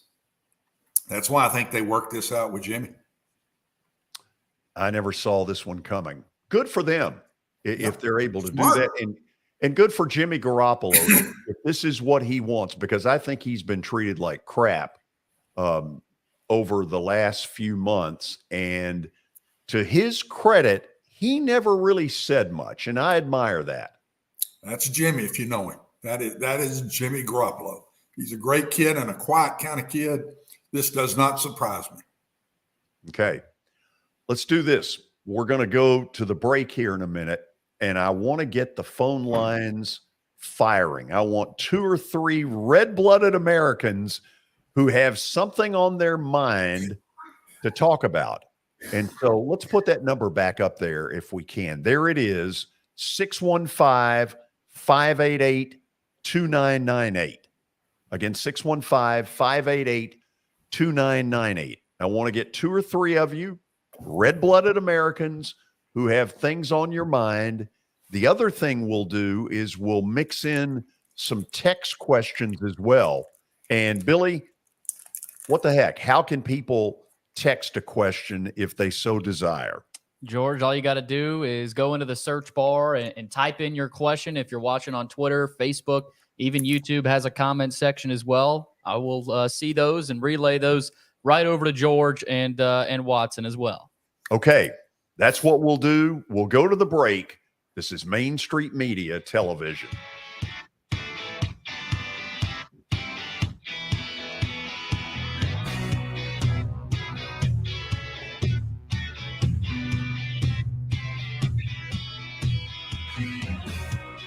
At Sumner Funeral and Cremation, our mission is to serve families as our own, celebrate the life of their loved one, and help begin the healing process. My whole family, including my wife and my mom and siblings, were very happy with the treatment that we received. I would highly recommend Sumner Funeral and Cremation. We offer funeral, burial, cremations, and pre-planning services. Sumner Funeral and Cremation. Traditional, affordable, dignified. SumnerFuneral.com. Hey everyone, I'm John English. This is Keith Wallace, and we would like to welcome you to John English Antique Sports and Cards in Shelbyville, Tennessee. We specialize in graded and ungraded sports and non-sports cards, vintage wax boxes, and unopened cases. We have a large selection of PSA graded cards. We also specialize in old sports collectibles, baseball, football, basketball, golf, and tennis. You can find it all at John English Antique Sports and Cards. We are happy to be associated with Nashville's greatest sports antique, George Plaster. This is Eric Berner with Rockcastle Wealth Advisors. I help people in the pursuit of making their money live as long as they do. People hire me because I use a customized, individualized, and personal approach for the person I'm working with. Everyone's situation is different. If you've lost a spouse or a parent and want to make sure your inheritance is utilized and does not just disappear, I can help with that. Call me at 615-235-1058 or email eric@rockcastlewealth.com. Buying or selling a home can be a very personal experience. Why not go with the team that receives nearly all of their business from referrals? Clearly a trusted name in real estate. The Justin Tucker team with Platinum Realty Partners has sold more than 500 homes in the last 7 years. Voted best in Sumner County multiple times. Proven to be trusted with your most personal assets. Call the Justin Tucker team with Platinum Realty Partners at 615-906-8458. The Justin Tucker team with Platinum Realty Partners, Middle Tennessee's most trusted team in realty. Serving Williamson and surrounding counties, Bone and Joint Institute of Tennessee offers comprehensive orthopedic care with 16 subspecialized physicians. Our practice provides high-tech care with a hometown touch. We offer physician clinics, physical and occupational therapy, advanced imaging, and surgical services, including interventional procedures. Call us at 615-791-2630. We're Bone and Joint Institute of Tennessee. High-tech care with a hometown touch. This is attorney Bart Durham, and this is me. I'm Aaliyah. Keeping in good physical condition is really important to me. But when I had a wreck with a tractor trailer truck that hurt my legs so bad I couldn't work for almost a year, I knew I needed a lawyer that understood tractor trailer cases. So I called Bart. Bart gets millions of dollars for his clients every year. At Bart Durham Injury Law, we've handled hundreds of tractor trailer cases. My dad and I want to help. Give us a call at 615-242-9000.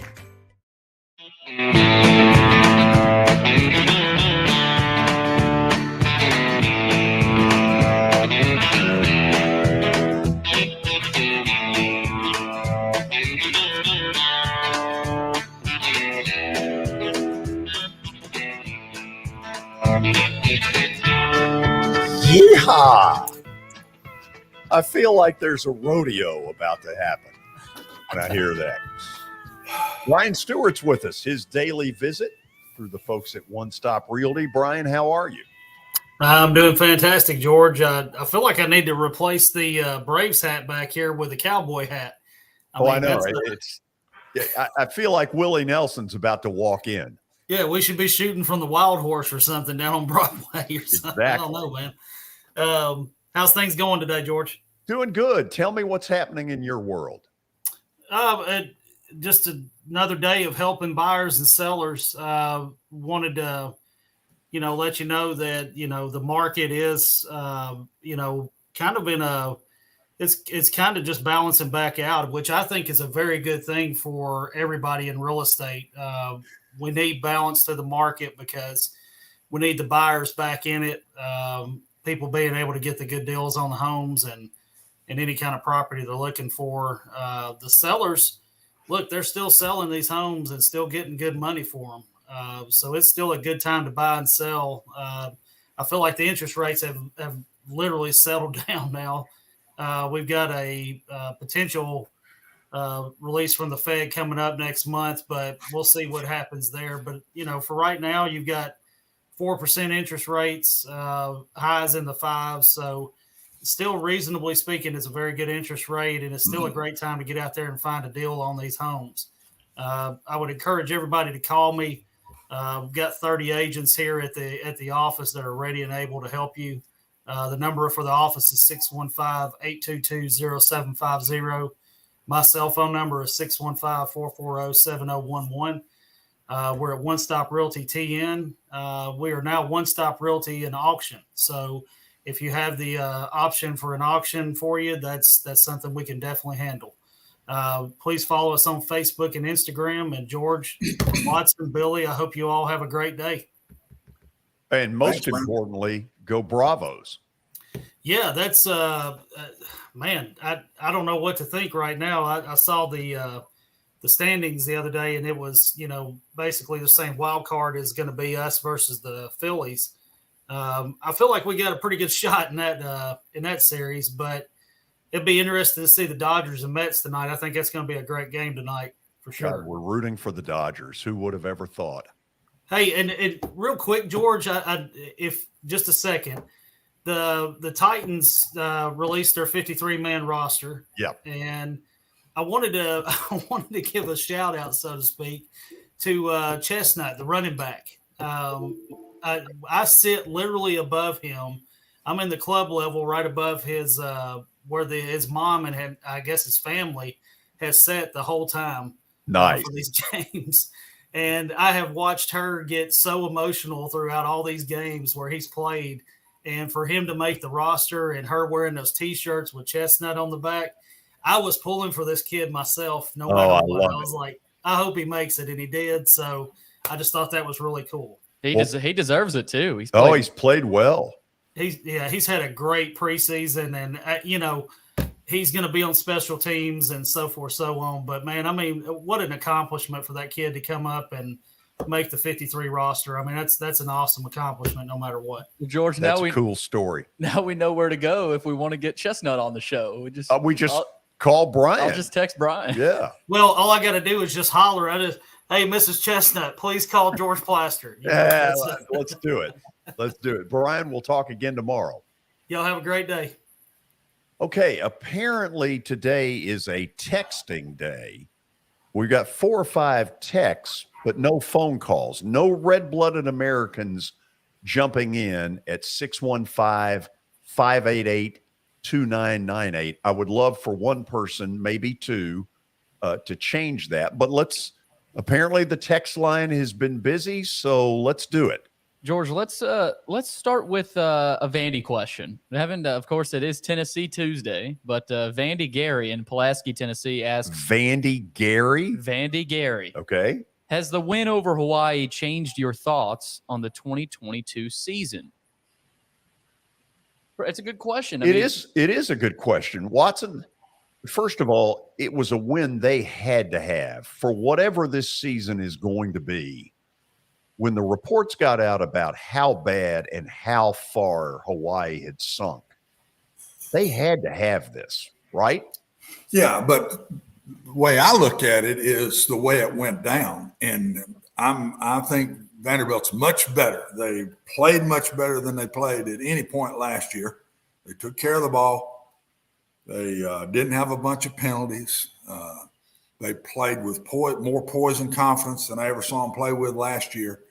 Their style of offense that they fit around the quarterback, I thought was a very good move.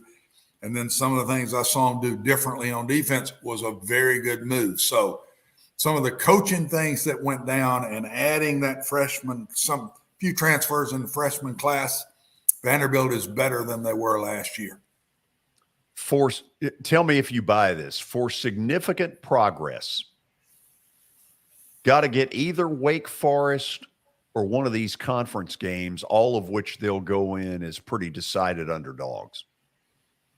They won't be decided underdogs this week. They won't be decided underdogs against Northern Illinois. No, I'm saying against Wake or any of the SEC schools, they'll be. Yeah, they to me, I thought if they won the first one, they'd have a shot at 4-0, and they should be 3-1 at the worst. So got to be. That's the way they go into Alabama. I think they go into Alabama 4-0 or 3-1. That's pretty good.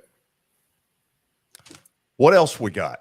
Another question, George. This comes from Teddy in Lexington, Tennessee. Do you think the Tennessee Titans are worse than they were last year? Lexington, Tennessee is mile marker 108. Man, I have made that drive.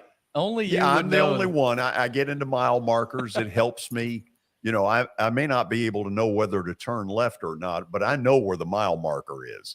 Love the mile markers. Watson, at this moment, I don't see how you can say they're anything but a little bit worse. Going into the season, talent-wise, they're not as good. Now, that doesn't mean they're not going to be as good, but going in, you can't lose A.J. Brown and not have that replacement showing you he's the replacement. We haven't seen that yet. So that move alone, offensively, they're not as good. Second thing, going into the season, we were very solid in the offensive line. We thought we had a really good offensive line. This year, we're question mark in the offensive line. So therefore, offensively, I don't see that we're as good as we were last year. Defensively, we very well may be just as good as we were a year ago. I'm not sure we can't be better because Bud Dupree's healthy. But we have to remember, this was a 1 seed a year ago in the AFC. As tough as the AFC is now. Whew. Well, and a 1 seed going into the season, not a 1 seed but we were favored to win the division. And the Colts now are there with us in the division. There's a lot of people talking Colts Titans, where last year it was Titans all the way. Tony in Nolensville, welcome into Main Street Media. Mr. Derek. Wow. I love it, Tony. I love it. How you doing today?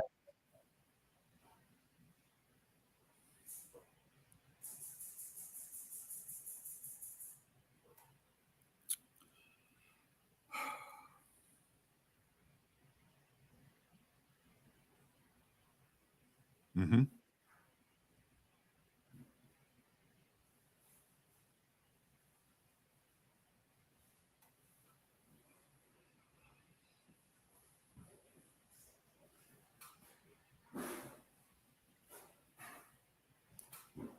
Watson, I've never heard that.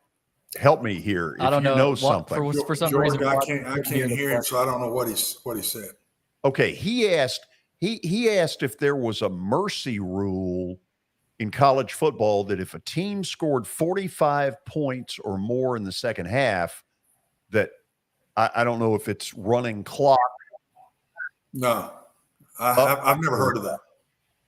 I've never heard that. No, there is in high school. It's 35 points, and the clock starts running in the second half. But I don't think there is one in college.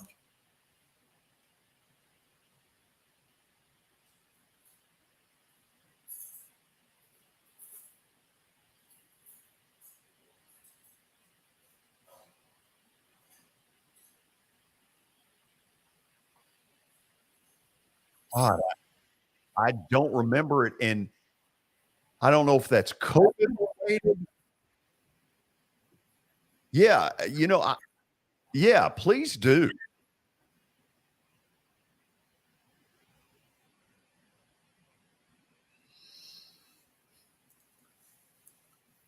Wow.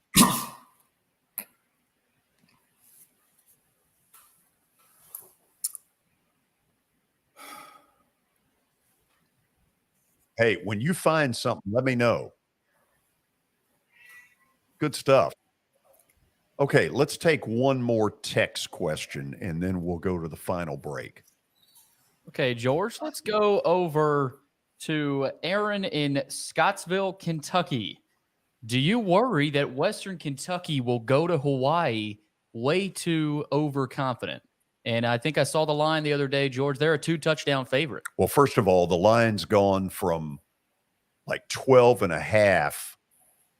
And then all of a sudden, after the results of Vandy, Hawaii, it went up to like 16, which is Did it really? In the betting world, that's a huge increase.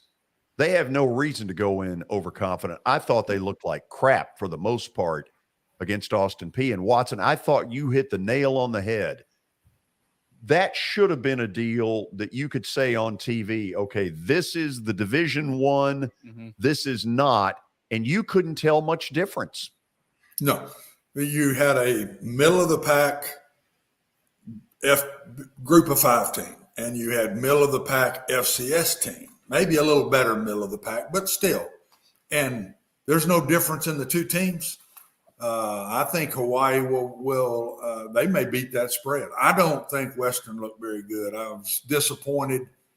Hopefully we see it differently. I'd love to see Western get back and be good. And I know you're friends with the head coach, and but gosh, you just got to call it out. I did not think Western looked very good. Oh, I didn't think they did either. Not at all. Guys, am I right in saying this?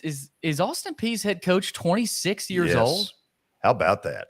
Scotty Walden. Credit to him and his staff. I thought he was older than that, guys. Well, that's what they used on the telecast. Yeah, I saw it. I think that's wrong. For some, he might be 29. I didn't think he's 26. I did just see online though that he's 30. So I guess I think he was 29 when they hired him. So because maybe they used my name next to it and Healy, because I was 28 and I think Will was 28 when he went to Austin Peay, maybe 29. But I think he's older than that. Billy, before you were ever born. Before he was thought of, I was 28. That was the talk around college football? Well, no. In the early 70s, Steve Sloan at Vandy, Bill Battle at Tennessee, both 28 years old when they were hired. That would never happen today on the D1 level. It's crazy. That is crazy. Watson, guess what's next?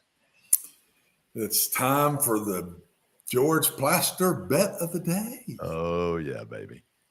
All I have to say is one thing. Toronto sucks. I knew that was coming. Well, I didn't say they were a fraud. I just said they sucked. Well, that's one of the two. It's either they're fraud or they suck. I mean, it's if they really blew it, they're fraud. They should have done better last night. I'll explain when we come back. This is Main Street Media Television.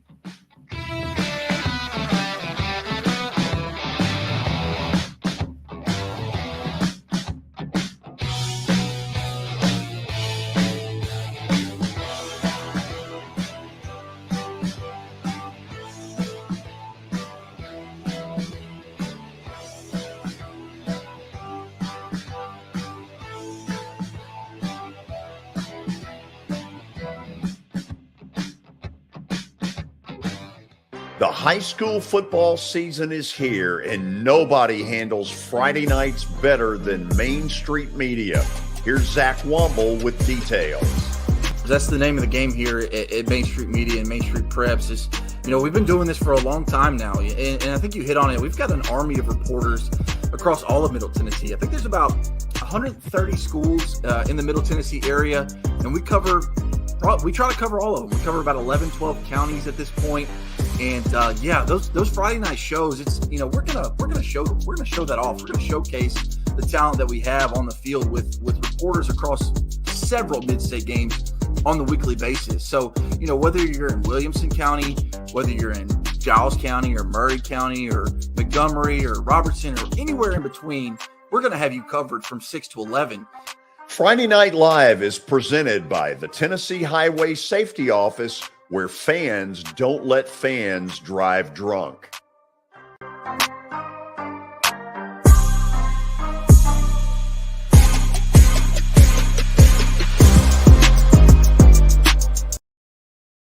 This is attorney Bart Durham, and this is me. I'm Aaliyah. Keeping in good physical condition is really important to me. But when I had a wreck with a tractor trailer truck that hurt my legs so bad I couldn't work for almost a year, I knew I needed a lawyer that understood tractor trailer cases. So I called Bart. Bart gets millions of dollars for his clients every year. At Bart Durham Injury Law, we've handled hundreds of tractor trailer cases. My dad and I want to help. Give us a call at 615-242-9000. For Dustin Timmons and Joey Donnelly, they welcome every opportunity to serve and satisfy their clients. Whether you are looking to build your dream home or renovate your current home, their team will ensure that every client and remodel is unique, luxurious, completed on time, and within budget. Contact them today to set an appointment for a free consultation or to view some of their completed projects by logging on to DonnellyTimmons.com.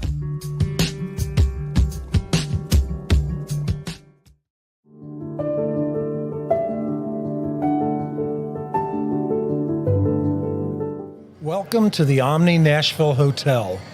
Urban elegance with a vintage touch. Our 800-room hotel opened up in the fall of 2013 with 746 guest rooms and 54 suites.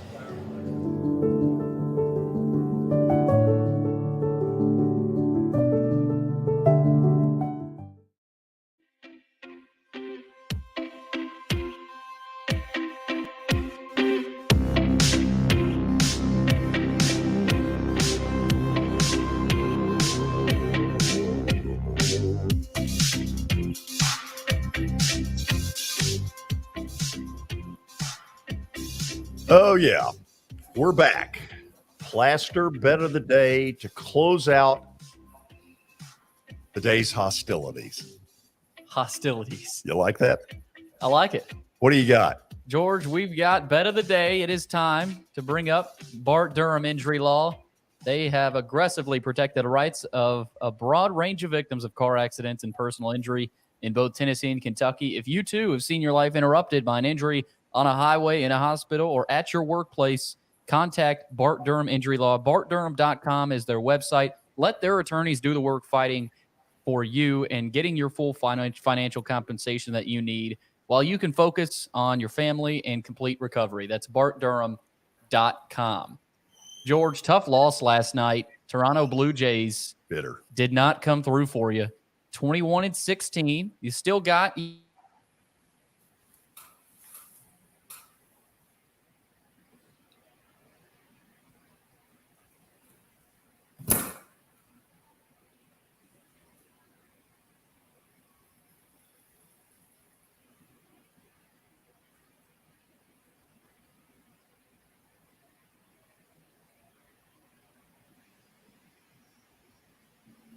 What hurts is that Watson makes fun of it, and then people pay no attention. They think I have no credibility. Watson is guilty as charged of that. I couldn't hear it. I got knocked off you guys some way, so I'm sure you took some shot at me. So explain the shot. I mean, there's no doubt you took a shot. You always do at the end of the show somehow. You guessed right. Watson. You've taken two today. You called me granddad earlier. I did call you granddad. Yes, you did. No, I believe it was talk to, what was it? Ask granddad. Ask granddad is the next section. Yeah. The next block is ask granddad. Only 2 shots. That's not bad. For people are waiting to call their bookie. They're waiting until they see this. Some are going to go with me. Many are going to go the other way. Let's reveal. Boom. There it is. Yes. Dusty Baker and the Houston Astros. Back to the old trash can banging. Houston on the road at Texas. Kind of a rivalry game, but it's a little late in the year for the Rangers to care. Watson, we're going Astros. All right, good pick. Good pick. That's what you said yesterday. Yeah, I know. I went down with you. Yeah. Nobody listens to me though. You got people that their lives might be at stake over this, and you need to do a better job of picking, man. Don't send them somewhere where they're going to lose. I do a lot of research. It's obvious. Yes. Hey, tomorrow on the show, not only will Granddad be with us, But Thank you. Ask Granddad. No, so will Vanderbilt Athletic Director Candace Lee. How about that? Yeah, she'll be on with us from around 4:20 to 4:50. We'll talk about the new stadium naming rights, what's going on with the $300 million that we've been hearing about. A lot of things to talk to her about. Looking forward to it. Watson, until then, you behave. I will try to get a little younger for you tomorrow, George. Thank you. Billy, you try to get a little older. I will, George. The blonde hair looks good still, though, on Watson. Oh, let me tell you something. It's all of us will hope. That's blonde hair. Look at it over there. All of us hope to be in as good a shape. That's one of the best lines of the show when he said blonde hair. I think it's time to go. Truthfully, I think we're probably about a minute too late in getting out of here. See you tomorrow.